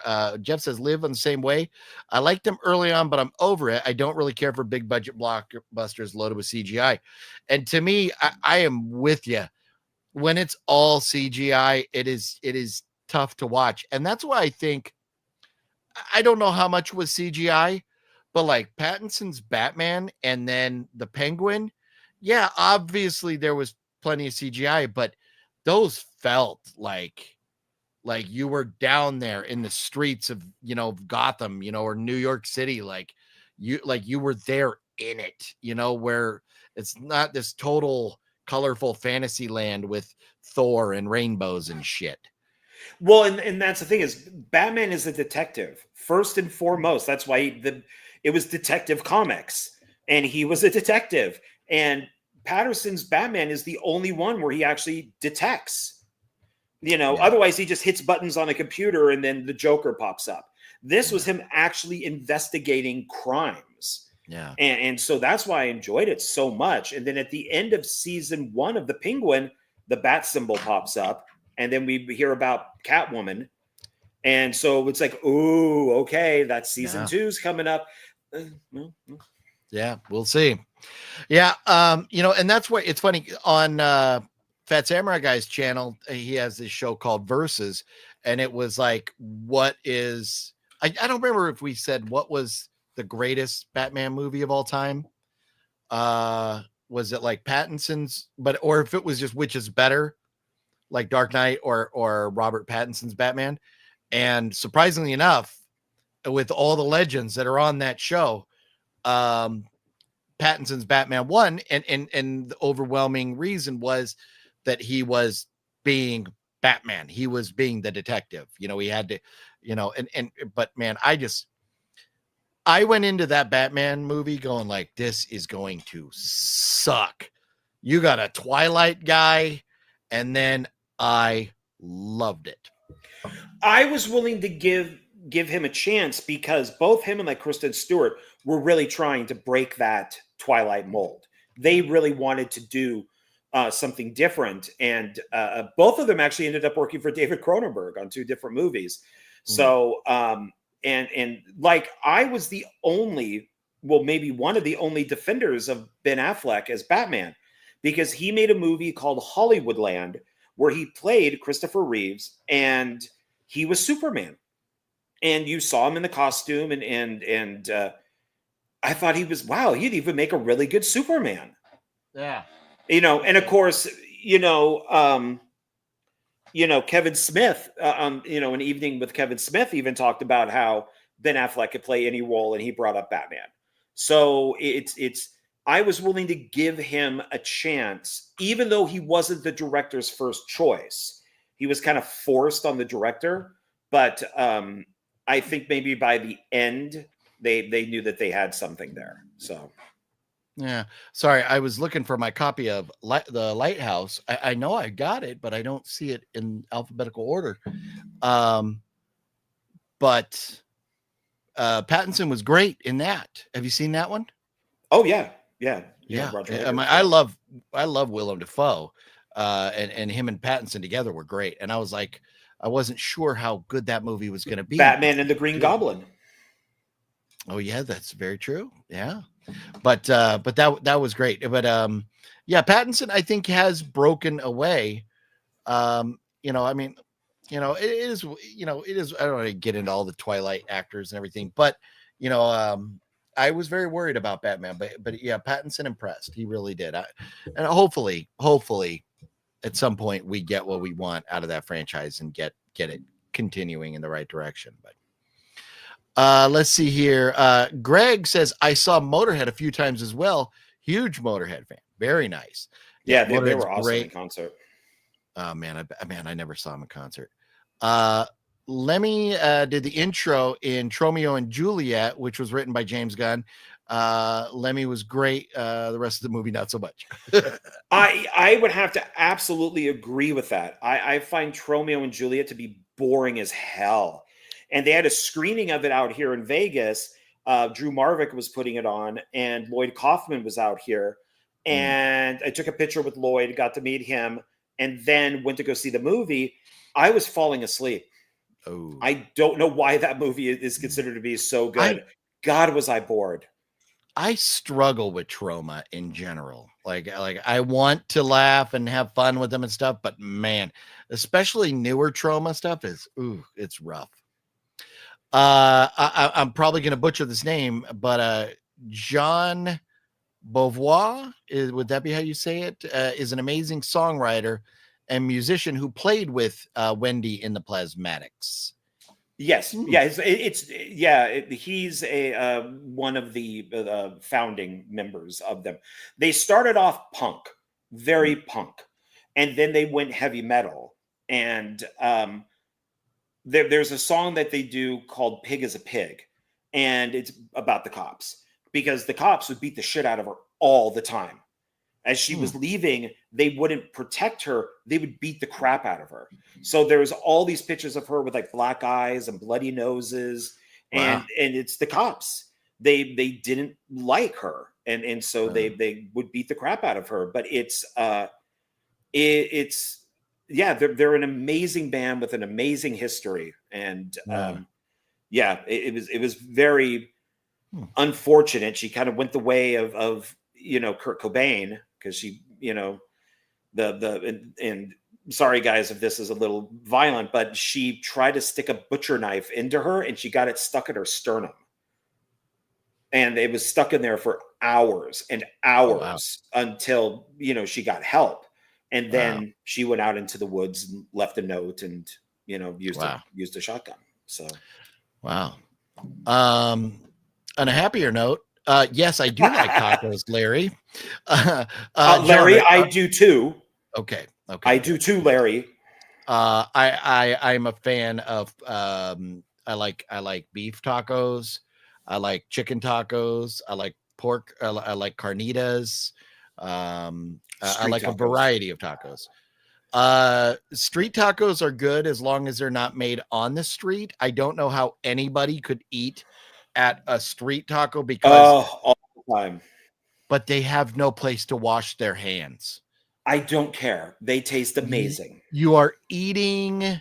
They have to urinate or pee or poo or something at some point, and they can't wash their hands.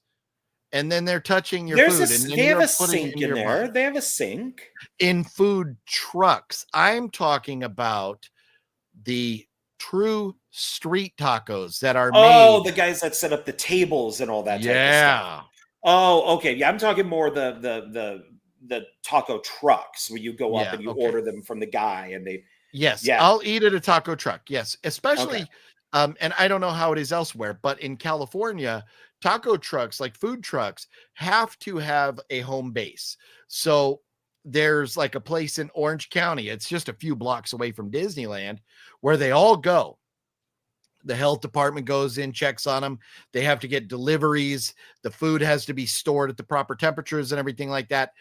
The health department is on them. And so I'll support them.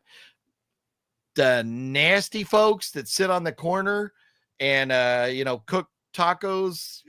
No. Homie, don't play that. OGP and John, have you seen Stung 2015? I want to, but not yet. Who Stung? I don't know this movie. Big insect movie. Oh. Stung, Matt O'Leary, Jessica Cook. Oh, Lance Henriksen. That is reason enough to watch it right there. A fancy garden party turns into upper class prey when a colony of killer wasps mutates into 7-foot tall predators. What? That sounds. Hey, and they got a truck that looks like they totally robbed the Jeepers Creepers looking truck. I might have to check that out. That sounds fun. Maybe we'll add it to the list. That's cool. Have not seen it though, Brian. Thank you for the recommendation. We love movie recommendations. Yes, especially since John and I are going to be spending a good amount of time. We already have a game plan for Zia Records. We're going to get those little baggies that you attach to your leg, and then so when you pee, it just goes into the sack. So we don't have to leave Zia because and Zia really needs to get it together. Like you should be able to redeem your points for a restroom token. You know, like I don't need the $5 off my movie. I need to use the bathroom. That's the one thing. Yeah, I mean, I get why they don't let people use it, because probably a lot of homeless people go in there and stuff. Well, people are just nasty. Well, they are, but if you're looking at you or me or somebody, and we're holding like a bunch of movies like this, and it's like, you know, I really got to go to the bathroom, you know, and nope, sorry, not available. Then okay, now I got to put the movies down. I got to then go find a toilet. Do I want to go back to Zia Records? Yeah. I'm already in the car. I guess I could just go home. So Dollar Tree even started doing that crap where they used to let you use the restroom. Now it's always broken. Yeah. You know what? That is like one of the worst things to come out of COVID is that so many bathrooms now either these places don't let you use the bathroom, or they've put locks on them and you have to go get somebody to come open it for you or something. And it just like, man, what a headache. You know, you're just out in public and you need to go to the bathroom. Like, and I understand. Like, I understand, like, well, that's why the bag will work, you know, adult diapers will work.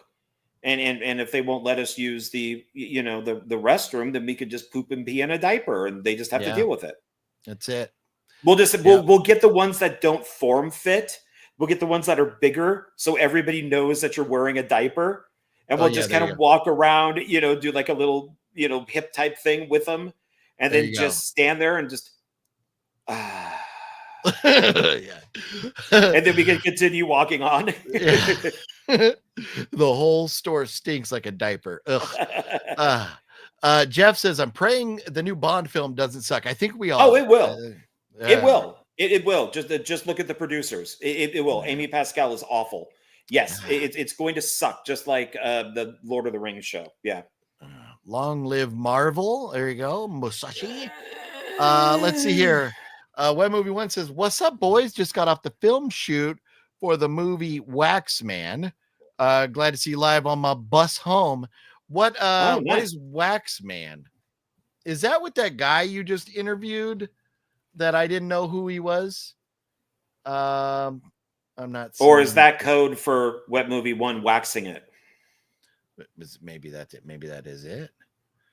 Yeah, I don't see any stuff about a movie called Waxman, but well, that's cool. You were on a movie set. Very, very cool. Glad to hear that. Hopefully you had fun. And yeah, Web Movie One, well, I don't know if he's released videos yet or not, where he is with that, but interviewed like a guy who apparently is pretty famous, who I have no idea who he is.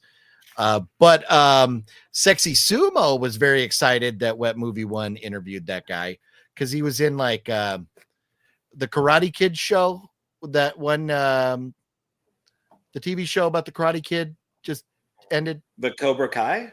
Cobra Kai, yeah. This guy was in Cobra Kai. Web Movie One just like hung out with him and stuff. Web Movie One, give me a name. Who is it? I'm a big Cobra Kai fan. Yeah. Let's see here. But rest in peace, drummer Clem Burke from Blondie. Oh, is that new? That's a bummer. Yeah, he just passed. Yeah. Oh man. Let's see here. Talking to Jeff.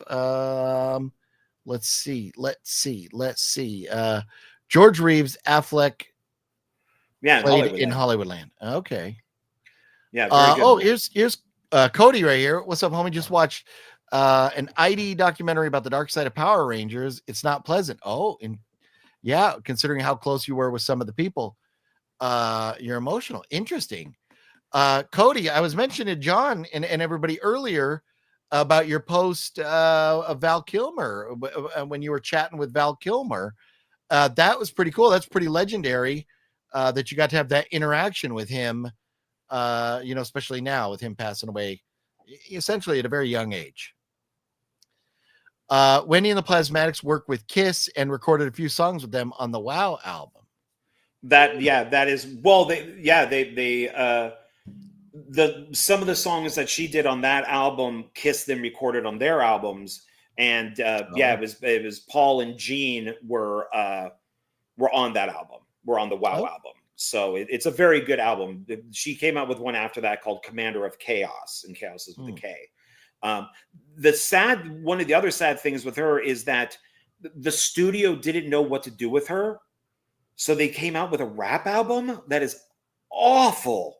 It Ooh. is so bad, and that's one of the reasons why she took her life. Was she Oh. didn't know what to do. Her managers didn't know what to do. The recording studio didn't know what to do.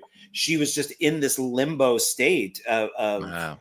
and so she just did what she did. So Wow. Jeff says, talking back and forth with Liv, I'm skipping some of their conversation, but Jeff says, I like some trauma like Toxic Avenger, but many are rough watch for me. Believe me, I like bad films too. And Jeff, I'm right there with you. You know, yeah, movies going back to like stuff like Toxic Avenger, there have been some fun things, but man, trauma has way more than their fair share of turds. Cody, also, I'm emotionally scarred from work. Cody is like I think manager at a movie theater. And all of these teens acting stupid, throwing popcorn and using confetti cannons. If I have to hear someone scream chicken jockey one more time, I'm going to lose it. What is a chicken jockey? What is that reference? Do you know what that is, John? no. I have no idea what chicken jockey is. Yeah, I saw Cody posted a picture of his theater like destroyed.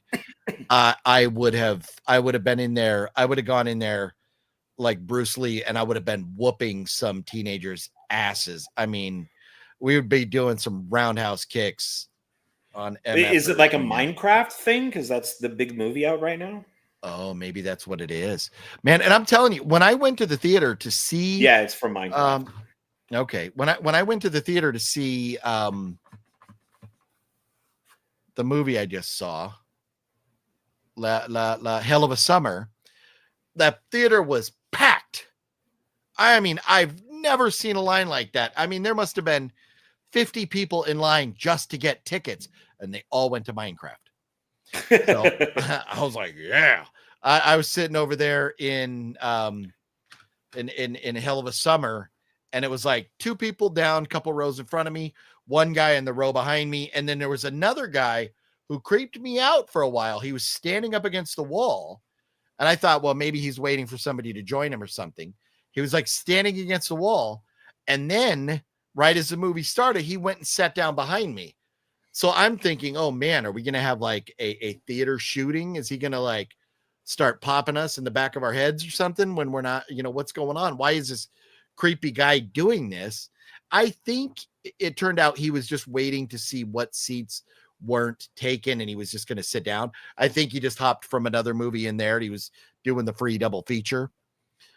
So maybe but I was like, man, I don't like you're standing there on the side and then you sit down right behind me. I was like, the Marine in me was very uncomfortable with that. So I kind of turned and sat at an angle like this, where out of the corner of my eye, I kept an eye on him for a while. Like I was like, I'm uncomfortable. I don't like this. I almost got up and moved myself, but he was in the very back row because I was in the second to the back. So I was like, I couldn't be behind him anyways.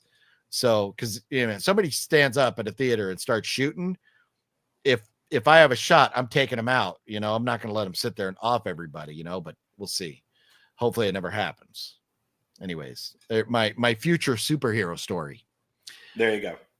Tacos for sale, and he swapped the tacos of flies.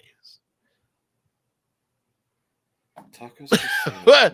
Oh, I must have been something. Oh, have a story on flies on tacos. Oh, in Mexico. Oh, no, Christian. You go to Mexico, fly shit is part of the flavoring of tacos. They harvest flies just for their shit. Oh, man. But when you're drunk off your ass in Tijuana at 3:00 in the morning and the bars start to close, you still eat those tacos, and you eat the hot dogs wrapped in bacon that you really, really should never eat. You just hope you've had enough tequila that it kind of kills all the bacteria on them. Oh man. Nope, not the same guy. Oh, this is from a different thing. Wet Movie One, a different movie. Wet Movie One's becoming like a big movie star all of a sudden. He was just in another movie recently, right? Now he's going to be in this movie, Waxman. And coming up this weekend, he's going to be in another movie. Ain't that right? Wow. Yeah. Don't forget the little guys, Mr. Big Shot. Big things. Yeah. Oh, he's already forgot about us. There's no question. Same. That's what. So Cody, He says same actor that played in Richard Jewell. I have no fucking idea. I've never seen Richard Jewell. Web Movie One mentioned that to me, and I'm like, man. So here's my thing, and I was talking about this with Sumo earlier because Sexy Sumo told me the same thing. He's like, "Oh, that guy was Richard Jewell," and I'm like, and what is it? Richard Jewell? Richard Jewell was a security guard at the Atlanta Olympic Games during the bombing. I think he's the one that found the bomb or something. And originally he was accused of being the bomber, but he wasn't or something. So, but I'm like, and Sumo mentioned like the I, Tonya movie to me. Like, movies like I, Tonya or Richard Jewell, or I think Patriots Day, the Marky Mark movie about the bombing in Boston, events like that, I see them in the news. I don't want to watch a movie and see somebody's interpretation of the events. So I've never watched any of those movies. And that's not to say they're good. And anybody who likes the guy, more power to you. I've just never seen him. So, but we're still waiting to try and figure out who this guy's name is.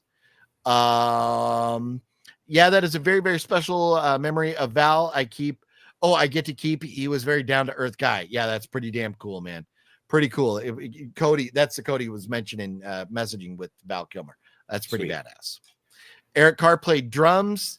Oh, Ace Frehley was laid a guitar solo on the album as well. Wow. Yeah, he's correct on that. I didn't mention that, but yeah, it was pretty much like a Kiss album, but for Wendy Williams. Yeah, Ace was just at Creep I.E, right? Or am I thinking of somebody else? I mean, I want to say it was Ace. I think was just at.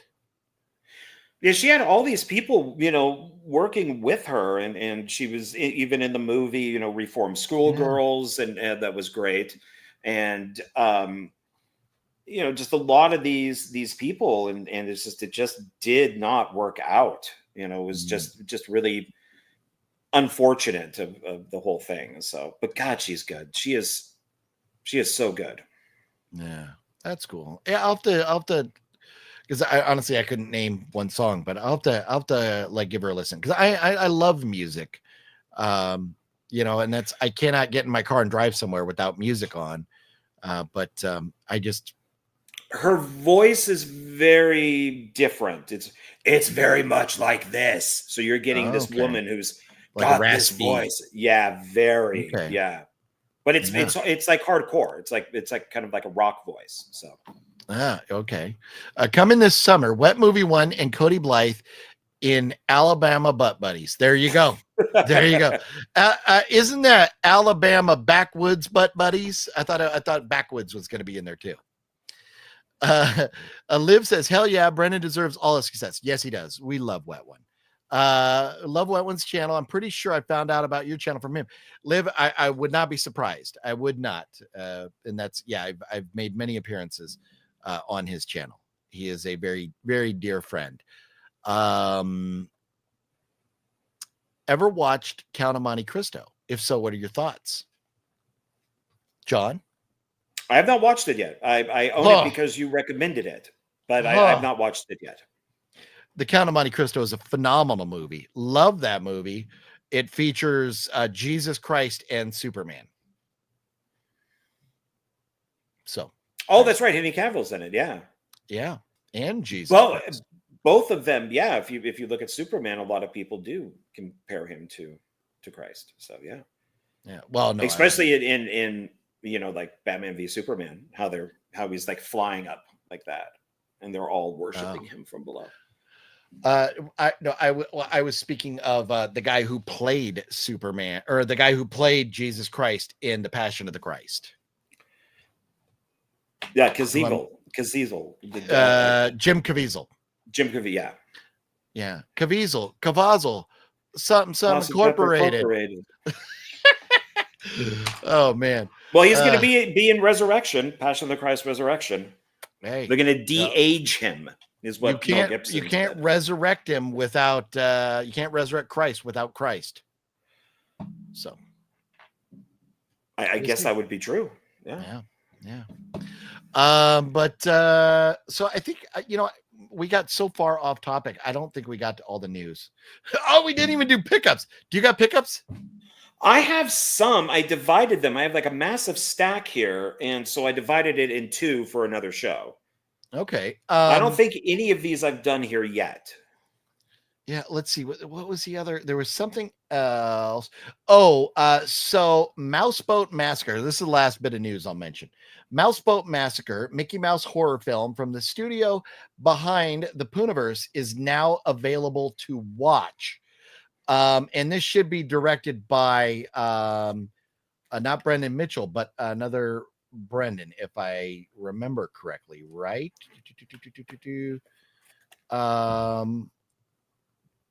Oh no, Andrea, maybe he just produced it. I thought he directed it.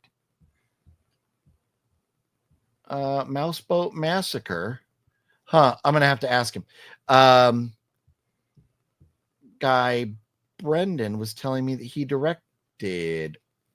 Interesting. Anyways, it says director Andrea Catanella has previously recorded Hook and Piglet. So I thought that was somebody else. Anyways, another Mickey Mouse horror movie for you there. There's going to be 3 now. Oh, Antonis says, can you please answer my question? What was his question? Oh, my bad. Missed it. Let me go back. Is that is a quote from Minecraft? Oh, are you guys excited for the Black Phone 2? When we'll get the first trailer? I have no idea, but I'm very much excited for Black Phone 2. John? I own it, but have not watched it. You do not own Black Phone 2 because it's not out yet. No, I own Black Phone. Oh, I'm sorry. I own Okay. Black Phone, but have not watched it. Okay. But I've heard it's good. Yeah, it's very good, and very much looking forward to part 2. Well, it's based on a story by Richard Matheson's son, Christian Matheson. So I that's one of the reasons why I don't know why I haven't seen it yet. I really don't. I just it's good. Get around to it, sir. I don't know where this thread started here, but Jeff, I love The Monkey. It was so fun and funny. The Monkey is phenomenal. Great movie. Have seen The Monkey? Yeah, we saw it roughly at the same time. Okay, that's right. Yeah, just making sure. I seem to recall that. Yes. Yeah, Oz Perkins. We are the Oz Perkins supporters. So that is correct. That is very correct. I still have to watch The Monkey on digital. Antonis, yes, you will enjoy it. I hope you do. Yes, Monkey is a very good one. Yes, we are definitely on the Oz Perkins bandwagon there. Yeah. So let's I have like 2 pickups, and I kind of would like to show them before, because after next week I'm gonna have a shitload of pickups going to Zia and stuff. But Fluffy had mentioned to me that he was at a Dollar General and they had a bunch of movies. So I was like, I haven't been to Dollar General in a while. And since Dollar Tree doesn't have movies and I don't have movie stores by me, I'll stop in. I walked into Dollar General and they didn't have any Blu-ray. So I was kind of disappointed, but they had this. And the timing of this was pretty cool because this movie stars Lorraine Bracco, Vincent Pastore, and Val Kilmer, The Birthday Cake. Oh. I've never heard of this before. Have you heard of this, John? No, don't know. It was $6, $5.95. But there he is right there, Val Kilmer. Oh, okay. Right there, right next to Vincent Pastore.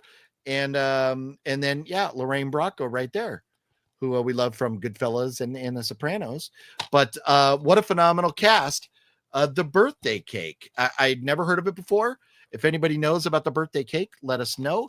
Let's see. On the 10th anniversary of his father's mysterious death, this guy brings a birthday cake prepared by his mother, Lorraine Bracco plays the mother, to a memorial celebration hosted by his uncle, Val Kilmer, a Brooklyn mafia boss. So Val Kilmer plays the mafia boss. His life begins to change as he pieces together what really happened to his father all these years ago. So he's remembering his father, meeting starting to figure out the pieces of what happened. So maybe there's more to his father's death than he thought, kind of thing. So The Birthday Cake.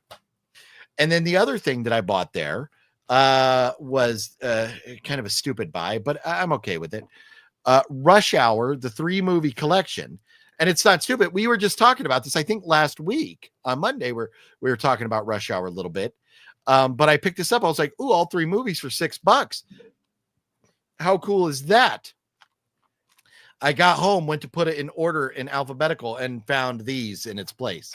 Oops. I forgot that I already had them. But now I can have all 3 movies taking up the space that that one would instead of all 3. So I've got 3 of the whole. I've got 2 of the Rush Hour collections now. So maybe I'll take these to Zia and trade them in or something. But that's what I got for pickups. What you got? You got stuff handy to show us? Your half stack there? Yeah, I think this is a combination of I think it's Goodwill and Zia. I think looking at them, they're mostly like comic book type of stuff. But like I picked up Wanted, which is based on the graphic novel. So it's Angelina Jolie and what's his face? Music is by Danny Elfman, so you got to like that. Oh, nice. That's James McAvoy is one of his earlier movies. Man. So he's Ooh, so I wonder if I have that. That's cool. And then this one is I found to be interesting because I also want to pick up the one that came before it, but it's Legend. Not Will Smith Legend? No, this is Tom Hardy plays twin brothers. They're the Cray brothers, and they were mob brothers in the UK, and they basically ran like a certain section of the city, and people got murdered left and right because one of the brothers is completely insane, and they're very famous mobsters. And there's a movie before this 20 years ago or something called The Krays. And 2 of the brothers from Spandau Ballet, the band Spandau Ballet, play the brothers. And so I want to pick that one up too, but I think it's out. Yeah, I remember you mentioned that to me about the Spandau Ballet brothers being in it. Yeah, so this is good because Hardy plays 2 totally different characters. One guy is all business oriented and but crazy. The other guy is gay and crazy. And so it's interesting watching their dynamic. I did watch a documentary after this about the Krays, and of course the movie, was just like this much of their life. So when they're really like this, but it's a good film. That's cool. This bummed me out because I already own it, and I should have known that I already own it. Oops, I did that. Yeah. And that's Tom Cruise, Jerry Maguire. I saw, look at this really nice box set, and pulls out. I'm like, oh man, I don't think I have this. I think I just have like the regular Blu-ray. Regular DVD. Nope, it's sitting right there. It's right there. So this going to Zia. That's Show Me the Money, right? Yeah. Okay.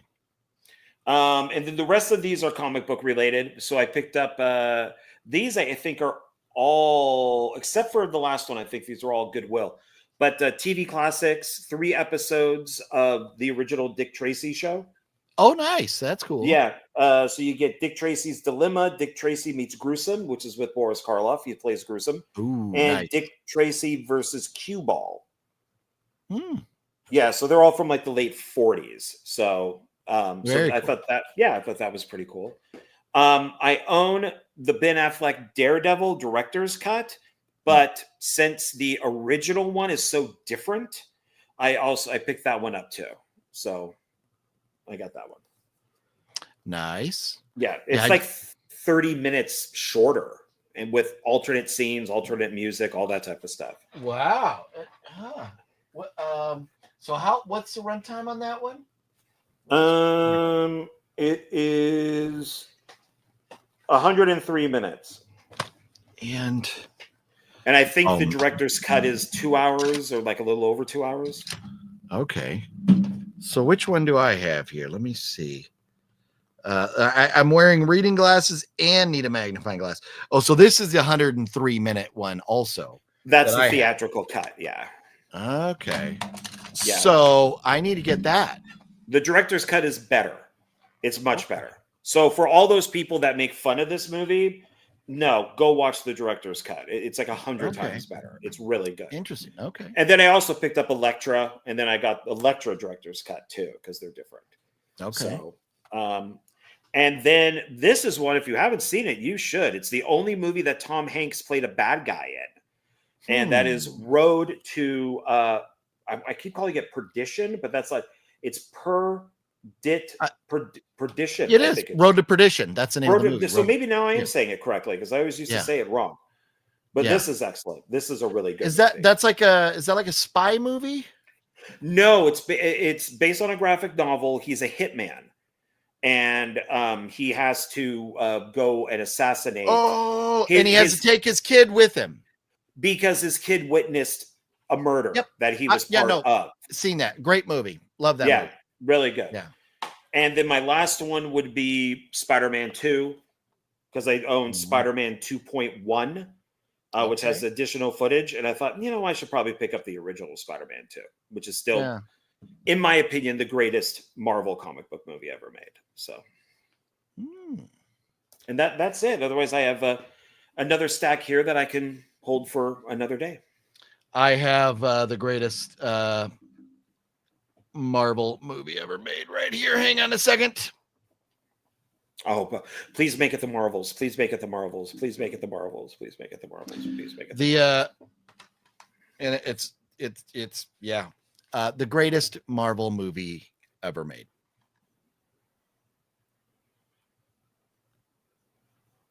That's all you need. We don't need anything else. You know why? Not I'll give you Warzone. one guess why. Do you know why? Warzone could suck it compared to this. What? Warzone is like the comic. But this right here, It's vamp time. I know it has Tom Jane in it. Yeah, It's vamp time. It's vamp time. It's vamp time. It's vamp time. It's vamp time, baby. I enjoyed that Punisher. It is based on a graphic novel. I do prefer the I think it's an extended cut that's a little bit better, but I prefer Warzone. See, over the two. Ray Stevens is amazing. My problem with Warzone was the comic booky over the top. Yeah, you see mobsters, these wise guys, and their stupid voices. I couldn't get past that, but I still enjoy the movie. That's my second favorite. I'm sorry, Dolph, but that's my second favorite Punisher movie. But this one, they're at the beach. I was waiting for Jaws to show up. I'm telling you, man, I was waiting for Jaws to show up. Because it's got what's his name? Roy Scheider is the dad. Yeah. They were at the beach. I was like, where's Jaws? But he didn't. Well, they all got ripped up anyways. So yeah, no, that's very true. But I like that it showed, and I mean the fight scenes and everything. God, that was such a good movie. The only bad thing about that movie was John Travolta. John Travolta mailed it in, man. He was not good in that movie.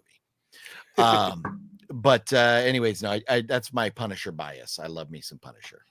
No, those you got some good stuff there, and I did not know that there was a director's cut of Daredevil. So I'll maybe because I've never seen that still. And it's not Ben Affleck. It's what's in your wallet, broad. that filthy money grubbing broad doing the what's in your wallet commercials. Like I don't want to see her as Elektra. Like Elektra, the girl that played Elektra in the Netflix, man, I'm getting too old. I just got to quit while I'm ahead here. Daredevil, the girl that played Elektra in that is phenomenal compared to what's in your wallet. I got to mention, Antonis threw another $5 super chat. You rock, son. Do you still have the Jigsaw face mask? Is the movie called Drop because of the thing on the iPhone?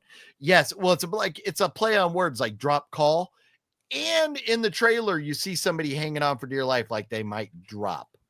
So I think it does have to do with drop phone calls. I think you talking about this? It's not a mask. This is the popcorn bucket. I don't have a Jigsaw mask. don't have that, but I got a popcorn bucket that's never had popcorn in it because I didn't want it smelling like popcorn. And I don't turn the lights on that often because I don't want to kill the batteries. But it's a pretty cool popcorn bucket right here. Yes. So I had to get that. But hopefully that answers your question, Antonis. And thank you again for that super chat. You rock. I thought he was pulling out Howard the Duck as the best Marvel film. Hey, I own that on Blu-ray. The only ain't nothing wrong with Howard the Duck. I have a history with that film because it was shot in Marin County, and I know a lot of people who worked on that movie. Nice. Jerry Maguire has so many iconic lines in it, but my favorite was always the human head weighs 8 pounds. Apparently, I need to the little watch that kid movie. says that. Little kid. It's a great movie. I mean, it's really, really good. Cruise probably got snubbed for that. So, does it have a high body count? There is no body count. Oh well. I mean, there's football. But there's no body count. I don't like sports movies, man. I just don't. Christian wants to see Mobland. So I watched the not Bounty Hunter. What the show with Kevin Bacon on Amazon, the Bondsman. I watched the first episode of The Bondsman last night. Have you seen any of that at all, John? No, I think I know of it, but that's about it. So Kevin Bacon plays this bondsman, and it's I don't want to spoil any of it at all. It's not the story wise, no, but it gives me vibes of Preacher. Have you seen Preacher? I know of it, but I've not. Oh man, Preacher and the blasphemy that goes on there. I think you'll appreciate that. At least the first 2 seasons of Preacher. It's phenomenal. This guy who's just he is the scum of the earth, winds up getting like the powers of God. So it's very interesting. And he becomes a preacher. So, but the new one with Kevin Bacon, God damn, my brain is gone. I just said Bondsman. The Bondsman it's a pretty good show. But Mobland also, I've heard Pierce Brosnan, I think, is in it. Yeah. That looks pretty good too. And my brother said that was phenomenal. So I do need to watch that as well. I love a good mob show. I like stuff with body counts. Jeff says, Road to Perdition with Hanks is very good. Agreed. Let's see here. We'll get to a couple more comments. I think we'll wrap it up. John, you got anything else you wanted to mention this evening? I did put out a new video today. Nice. So I am looking at I think Gail watched it because he commented on it. So thank you, Gail. Nice. That it's a video of 15 out of the 20 that I showed on your show last week. So I left 5 off, and then I put the link down below to that video. So then if people liked what I had to say, they could click on that and see the 5 that I didn't talk about. Nice. So I do have a new video up, and then I'll probably do something similar, to this. So it's but I am I think as of tomorrow I should be getting, I think, my very last thing I need for my Michael Bay video. So it will. Ooh. Yes. Ooh. And then I'll be doing a kind of a spin-off from that. I'll be doing a Mutant Ninja Turtles video because I just realized how much stuff I have, and I'm not even a huge fan. Wow. Yeah, I'm not really a fan at all. That's interesting. Now your Michael Bay video, is that are you going to title it How Overrated is Michael Bay? Is that going to be the title of your video? You're just mad because you can't fire me like I can fire you. I have the control. John's fired. No, he's back. Talk to the hand. Talk to the hand.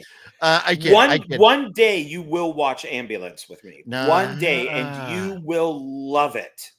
You're going to have to buy me like You're gonna have to buy me tacos and beer or something, and we'll see. It's considered his best movie. It's a great film with a great cast. No, that can't be Michael Bay's best movie. It is Michael Bay's best movie. As much as I love Bad Boys 2, and that's a masterpiece, it should be in the Smithsonian, but Ambulance is his best movie. Yeah. The drone work in that is freaking amazing. Well, Microsoft Bing, and I don't know why I'm on Bing, says Michael Bay's best movie is Bad Boys for Life. No, that's not a Michael Bay movie. He didn't direct it. He's not even a producer on it. He has a cameo in it. Well, that tells you how much we should rely on Bing. Microsoft Bing. You know why? Because I started using the Microsoft, whatever it's called, the Microsoft browser instead of Google Chrome. And yeah, I'm not a fan. Okay, here we go. Google search. What is Michael Bay's best movie? Ooh, The Rock. Let me see on my. Oh, come on. The Rock is what is Michael Bay's best movie? It's going to say The Rock. It does say The Rock. Thank you. But it does say, while best is subjective, The Rock is often cited as Michael Bay's most acclaimed and well-regarded film. So no, I will disagree with that. I will say Ambulance. Who does Ambulance even have in it? Does it have Sean Connery? No, it has Jake Gyllenhaal. Does it have Nicolas Cage? No, Nicolas Cage is in The Rock. All right. But Nicolas Cage is very Michael Bay in that movie, and so is Jake Gyllenhaal. Jake Gyllenhaal gets it. He understands Michael Bay. Unlike Ryan Reynolds, who was in Six Underground, does not get Michael Bay. He does not understand it. Even though Six Underground is an awesome movie and his most violent film that he's ever made. So here we go. Oh, Jesus Christ. Wow, these are surprisingly low scores. So the top 10 Michael Bay movies by Rotten Tomatoes. Oh, they have even more. They have Pearl Harbor as number 11. Come on now. So they actually have 15. So Transformers Last Night is 15. Age of Extinction is 14. Boy, these Transformers movies must suck. Revenge of the Fallen is 13. Bad Boys 2 is 12. Didn't you say Bad Boys? It's his masterpiece, even though Ambulance is his best movie. So, and even Cody down here says to watch it, to watch Ambulance. All right. Oh yeah, Ambulance is amazing. We'll see. Bad Boys 2 has a 24 on Rotten Tomatoes. Do we really trust Rotten Tomatoes? Oh, 100%. Bots. They have the new Statham movie at a 50, so I trust them. Oh yeah, when it works towards something you like, yeah, it's great. It's awesome. Yeah. They have Six Underground above Pearl Harbor and above Bad Boys 2. Is Six Underground that good? It's so freaking violent. It is amazing. It's just Ryan Reynolds is miscast. He just acts like maybe I'll have to watch Six Underground. I've never seen that. Armageddon. Okay. At number 8. The Island is The Island that good? The Island is his first science fiction movie. So yeah, okay. I liked it. It's about cloning. And then wow. I really shouldn't give all this away, but wow, because you're going to do a video about it. But they have Bad Boys at number 6 and then number 5. And I can't believe I saw the movie and it was a fun movie. No way in fuck is this better than everything else we've talked about. But Pain and Gain at number 5. Wow. And then 13 Hours, good movie. Transformers, like I guess the first one, right? Number 3. Then The Rock, then Ambulance. Wow. They do have Ambulance, the highest rated, but it's only at a 68. His highest rated movie is only a 68. It's because nobody watched it. It bombed. It's his only bomb.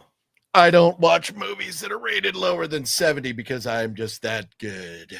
I don't watch movies that are below a 69. Woo, 69. Woo. Oh man. My mom's favorite was Armageddon. May she rest in peace. Yes, may your mom Love rest Armageddon. in peace. Yes. rest in peace. Good choice. Very good choice there. Yes. Bank robbers in an ambulance. OGP. I know. I'm telling you, he got the best. These guys are all like in their 20s, the best drone, pilots or whatever you want to call them. The drone shots in this are frigging amazing. I mean, it is the shots they get and none of this stuff is CGI. So it's even like Transformers, everything is shot on location. Yeah. And then he'll shoot on a freeway and break a real truck in half. And then he'll put in Optimus Prime breaking the truck in half. So it's not Optimus like Prime isn't real? No, he's devastated. Spoiler alert. No, oh he's my an goodness. Autobot. He's fake.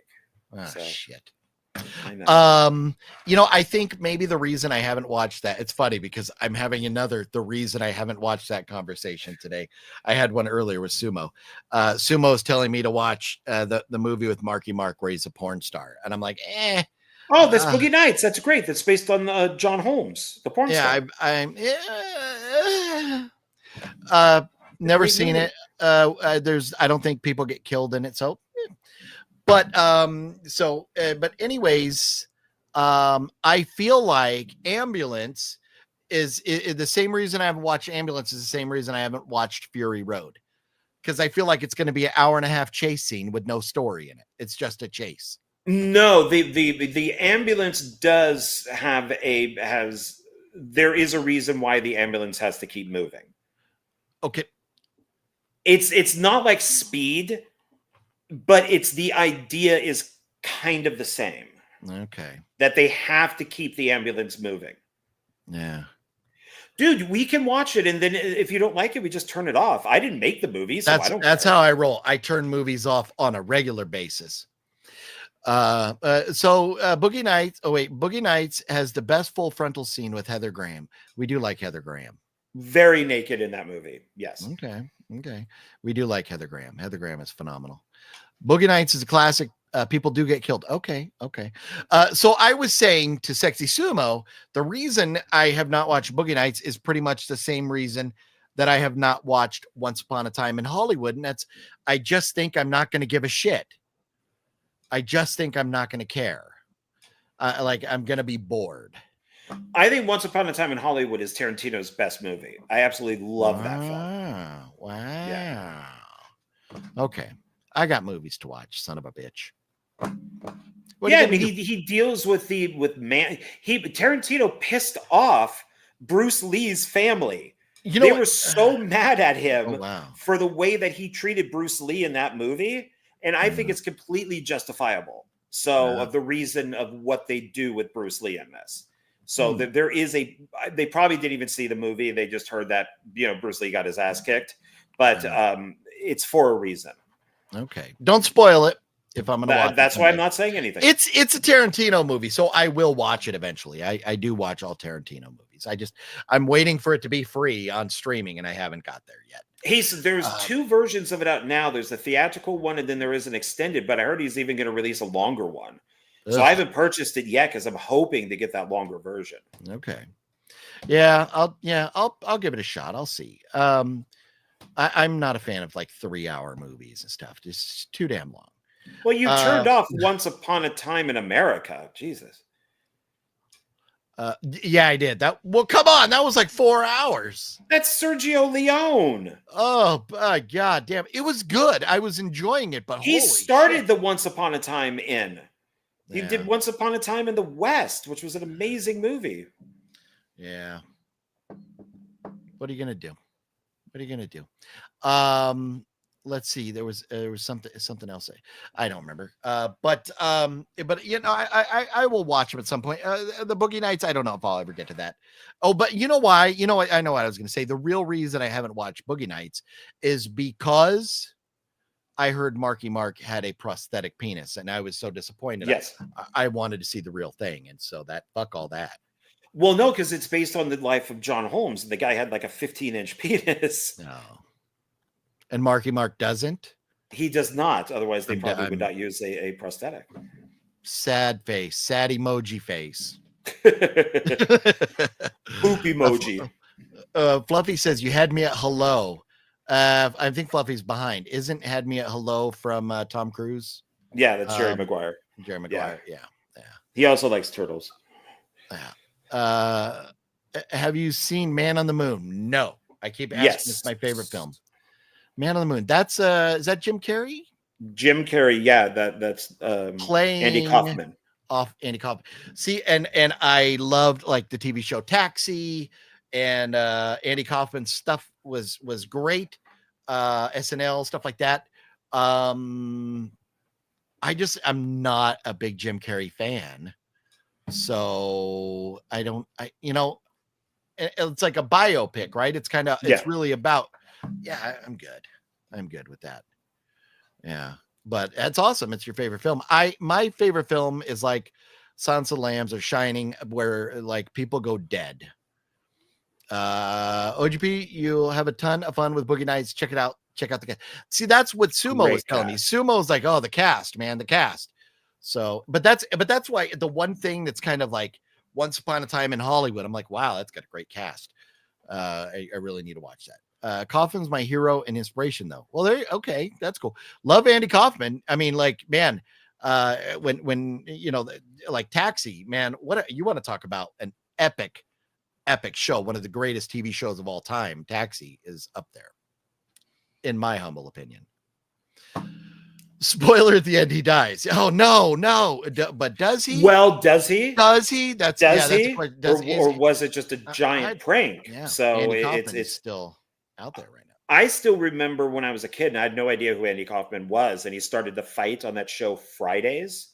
Yeah, with what's his face from Seinfeld, Kramer, and I hated him. I'm like, what a dick. And it was all fake. It was all staged. But I didn't know that as being a kid, because I had no idea who he was. But it wasn't until later that I realized that that's just what he did. And so loved him after that, because then I did research and watched documentaries on him and stuff like that. I'm like, my God, this guy's a genius. Yeah, really. Yeah. Boogie Nights is good. Love that film. Be a good double feature, like a Boogie Nights, Once Upon a Time in Hollywood. Right. And I'm sure I out of those, so those combined are probably going to be about 5 hours worth of movie. Probably. I'll get one fuck of a nap. You're amazing. Let's see. Dude, Boogie Nights is so good. Give it a watch. One of my faves for sure. There is a body count. Okay. Well, are we talking the same kind of body count?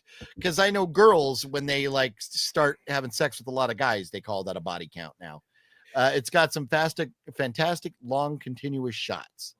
Okay. Yeah, it's got a great director on it, and it's got porn stars in it too, because they were basically the people that were helping out with the movie and the scripted stuff, since they lived it, and it's just it got a great soundtrack and everything. I mean, it's a great movie. We need to change the name of the show from Horror Movie Monday to convince OGP to watch these movies. Yeah, I'm still not convinced that you like movies.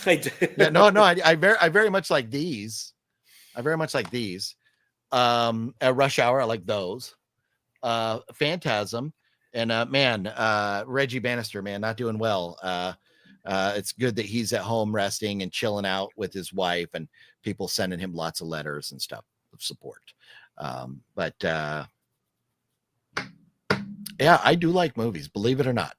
Netflix doing a spinoff, Once Upon a Time in Hollywood. Brad Pitt's coming back. Okay. Huh. Yeah, they got a big director for that. I can't think of it because I just saw it announced maybe yesterday or today, but it is actually a big director. It's not Tarantino. Interesting. I knew it wouldn't be Tarantino.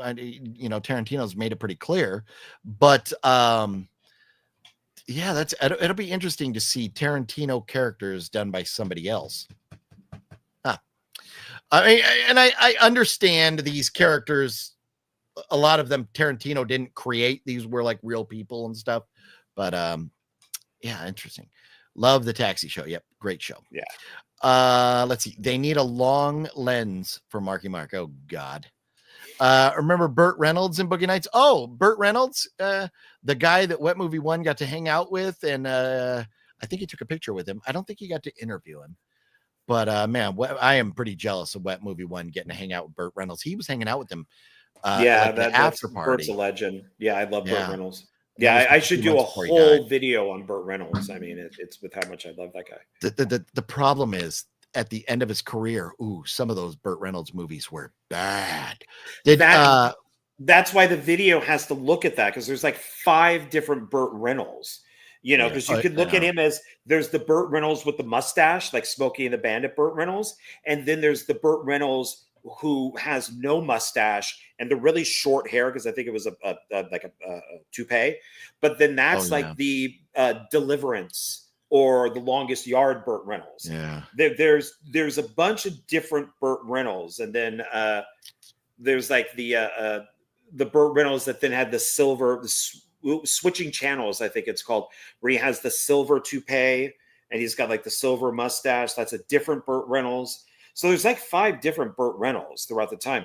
My favorite, absolutely favorite cop movie is Sharky's Machine, and he directed it. My God, is that a brilliant movie? So good. Okay. I mean, it's based on the novel, and it's a David Mamet movie without being a David Mamet movie. I've never. They talk over each other. The dialogue is realistic. The cop stuff is realistic. Troy Donahue is the stunt guy in it, and he did like the longest fall in stuntman history. He went up something like 20 stories, and he just fell onto a bag. Wow! It's pretty amazing. It's a great movie. Wow. Yeah, I'm trying to find right now because I can't remember the name of it. The movie Burt Reynolds was in that Albert Pyun directed. Oh, Crazy Six. And there it is. God, that movie fucking sucked. Oh, how dare you say that about Albert? I know. Albert had to know. Rest in peace. We did a Burt Reynolds on a Voyage to the Bottom of the Barrel with Master Chaos and Bulleit Blake and Mel. We did it was 2 Burt Reynolds movies. The one was Albert. I forget the other one, but they were so fucking bad. Oh, they were so bad. I own Crazy Six, but because I worked with Albert, I don't say bad things about his movies. I mean, here's the thing. I like Albert. I never met him in person. Talked to him many times. Messenger.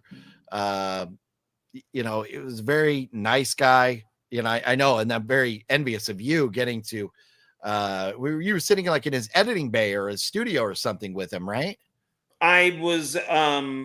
He was doing a promo shoot for Angels and Demons. He was trying to get that going. I think he wanted it to be part of the Cyborg series, and none of this stuff happened. But he was filming all of the Demons, and ironically, he was sick, and so they had to take him into the back, and he had a nap. And the nap went on longer, and we needed to film. So I took over as director, and I shot all of the Angels stuff. So, which I found to be funny, since I'm, an atheist, and I got to go shoot the Angel stuff instead of the Demons. But like Mark Justice was there. There was a few people there, and I got to sit right next to him when he was doing his thing, when he was doing the computer and all that type of stuff. So it was I think I worked with him for like 2 days. So yeah, see, and that's where I think I don't know how much of that film he got shot, but I think maybe either like the Mahals or just Michael Sue or somebody. Michael Sue worked a lot with him. Yeah, but somebody like that should step in to finish that movie. He has a completed film, a sci-fi movie that Ashley Campbell, who played, Sarah in Xmas 1 and 2, is in. Yeah. He screened it a couple times out here, but it's never been released. I don't even know if you could find it as a bootleg. But Wow. unfortunately, with the problems that he was having, would not really allow him to go out and shoot a movie. It was just Yeah. way too difficult. So Yeah. Well, yeah, no, because he was having seizures, and then he got, dementia and a lot of yeah. things going on. And dementia is a ugly, ugly disease. David Fincher. So is David Fincher the one that's doing the Yes, Once Upon yes, a Time? he's doing. Okay. Yeah, Fitch. I was very surprised Okay. about that. Yeah. Right on. Well, thanks, Nocturno. Let's see here. So yeah, well, I think it's probably about time to wrap this up. As I'm starting to get hungry and need to use the bathroom. I'm sure John is as well. Oh, I'm But just in a diaper. oh, see, you're getting practice for Zia Records. Yes, That's what you're doing. I'm testing it. Yeah, I've not It's yet been out kind of to squishy ooh. and Is it? warm. I was going to say, is it warm? Because if you wait too long, that's going to cool down, and that's not going to be fun. Well, I pooped first and then I Okay. peed, so everything was warm, but now it's getting kind of cold. That is one hell of a stew brewing down there. Oh man. And I had Taco Bell earlier, so Ooh, boy. Oh boy. Well, everybody, it's been fun. Thank you for hanging out with us tonight. And I think tonight we'll end instead of like a regular ending or whatever, we'll end with the intro again. So anybody who wasn't here for the intro, the new intro, can see the new intro on the way out. And join us next week. We're gonna have to figure out next week, John. We're gonna have to figure that out because I'll be with you in Vegas Saturday night and Sunday and into Monday. That's when we do this video. So do I stay at your place until we do the video and leave afterwards? Do I stay Monday night and leave Tuesday morning, like when you're heading into work? We'll have to figure that out. We'll talk about that and figure it out because we got a video to do next Monday night and I can't be on the road. So we'll have to figure that out. We'll talk about that. So either I'll leave early enough in the day that I'll be home or later or something. We'll figure it out. So, anyways, John has a new video out today. We're going to be doing videos on his channel soon about the Expendables. And I cannot wait to talk about part 4. Oh man. That man, I'm telling you, I just what the hell were we thinking with part 4 there, man? That was something special. But I mean, it had a lot of potential if we just fixed a few things. I kind of, but anyways, I have my we'll theories. save that. So yeah. Okay. So anyways, anything else to announce or talk about? No, just got some videos coming up. I'm trying to get more out. I've been kind of lazy. So it's kind of forcing myself to do these things even though I want to do them. So it's there are videos coming out with like Michael Cimino. I want to do one on the Wachowskis, which is a little risky. But I want to do that one anyways. I think that I should, not be censored. So there is stuff coming out. Yeah. Right on. I completely forgot to get into the poll question. Oh, what was the poll question? Was do they think, and I don't know how to find it now. Do they think the movie coming out this week is going to be good? Do they think it's fuck? What are we going to see this weekend? Drop. Is Drop going to pop or flop? And I can't find the poll question. I'm going to have to go pull it up over here. Drop, guessing ahead of time. Is it going to pop or is it going to flop? Is it going to be good or bad? What do you think, John?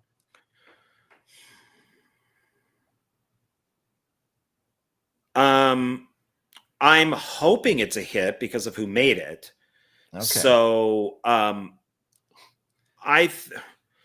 don't think it's going to be a smash hit, but I think that it will do well because that M. Night movie where they're stuck at the concert and he's the killer did well. Trap, I think it's called Trap. Oh, with Trap Josh at the Hartnett. concert. Yeah. That did well, but it wasn't a blockbuster. And since this kind of seems to take place in a restaurant, and that one was a concert mostly, But maybe it will do good. The trailer shows like I don't feel like it's going to be like a one location. I think there's going to be more going on. I don't know. I'm guessing that I think I'm going to enjoy it. I don't think it'll be the best movie ever, but I think I'm going to enjoy it.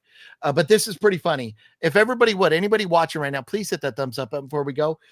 We have 38 or 36 people voted on the poll, but only 18 thumbs up. So only half everybody that voted hit the thumbs up. So if you would please, I'm begging. But right now we are at 58% say it's going to flop, 42% say it's going to be good. So that's interesting. So more people than not believe it's going to be a flop. So we shall see this weekend. But thank you everybody for voting in that poll. And I did also want to mention, did you have any final thoughts on that? Well, I was going to say, like, when you have something like they're really putting out their Oz Perkins. Like, they're really making it known, like, oh, the monkey is Stephen King, James Wan, Oz Perkins. They're really putting it out there that it's the filmmakers and stuff. And I don't think they're really doing that with Christopher Landon. And I really wish that they would. I think that they really need to start pushing, Happy Death Day 1 and 2 and Freaky and all of that to get people to go see it. So people may not even know who made this movie, and the guy's an awesome filmmaker. I hope we enjoy it. Oh, well, I think that we will. So one last thing I wanted to mention, and I'm looking right now and I don't have his link in here, shame on me, but I think that's probably because he just doesn't put out enough stuff. But Alex Leba finally released his video from when I was in Texas. It was myself, Fluffy, Alex, and Robert C. all hanging out movie hunting. And it's about a 25-minute video or so. It is phenomenal. It's so hilarious. It's so much fun. Alex, ALEXLEYBA. If you're not subscribed to Alex Leba, find that video. Watch me and Fluff, Robert C. and Alex go movie hunting together in Texas. It was a lot of fun, and Alex did a phenomenal job putting that video together. It's really, really good. He took clips from my video, clips from Fluffy's video, and his stuff, put them together. It's very fun. So check that out. I don't have a link for it here, and I can't, for whatever reason, post links in this. It doesn't let me, or else I would. So there's that, and yes. So I will follow me on Instagram. Follow John on Instagram. I'm going to be in Las Vegas hanging out with John this weekend. Somebody asked earlier, my bad for not answering it. It looks like Matt will be busy, will not be hanging out with us. But we're going to Zia. We're going to have a lot of fun. Probably hit up maybe hang out with somebody else really cool. But I'm not going to, just in case. But probably get some Denny's, probably get some Applebee's, Zia, and all this good fun stuff. And some beers and stuff. So follow us on Instagram to stay up with that fun. And if we're going to do videos or anything, you'll know there first. So there's that. So I think those were all the things that I wanted to mention. Well, no, you said you're wearing the diaper. I'm about to piss myself, but you are unfairly wearing a diaper right now. Sorry. So, yeah. All right. Okay. Well, it's been fun, John. Thanks. And you know what? And did you put this video on your channel today? No, I forgot it. And right there, it does say stream this to your audience. So next time we'll try it. Well, we'll try it. I think maybe because you rushing in like last minute kind of. But if we'll talk about that off screen. So anyways, I was putting on my diaper. That's why I was late. So. That's why. Okay. All right. John, I'll send you a message after this. We'll talk. We don't need to stick around here, so I can go take a leak, and you can go change your diaper. But everybody, thanks for hanging out. We'll see you guys next Monday, or maybe before, from Las Vegas, Nevada. See you guys. Bye.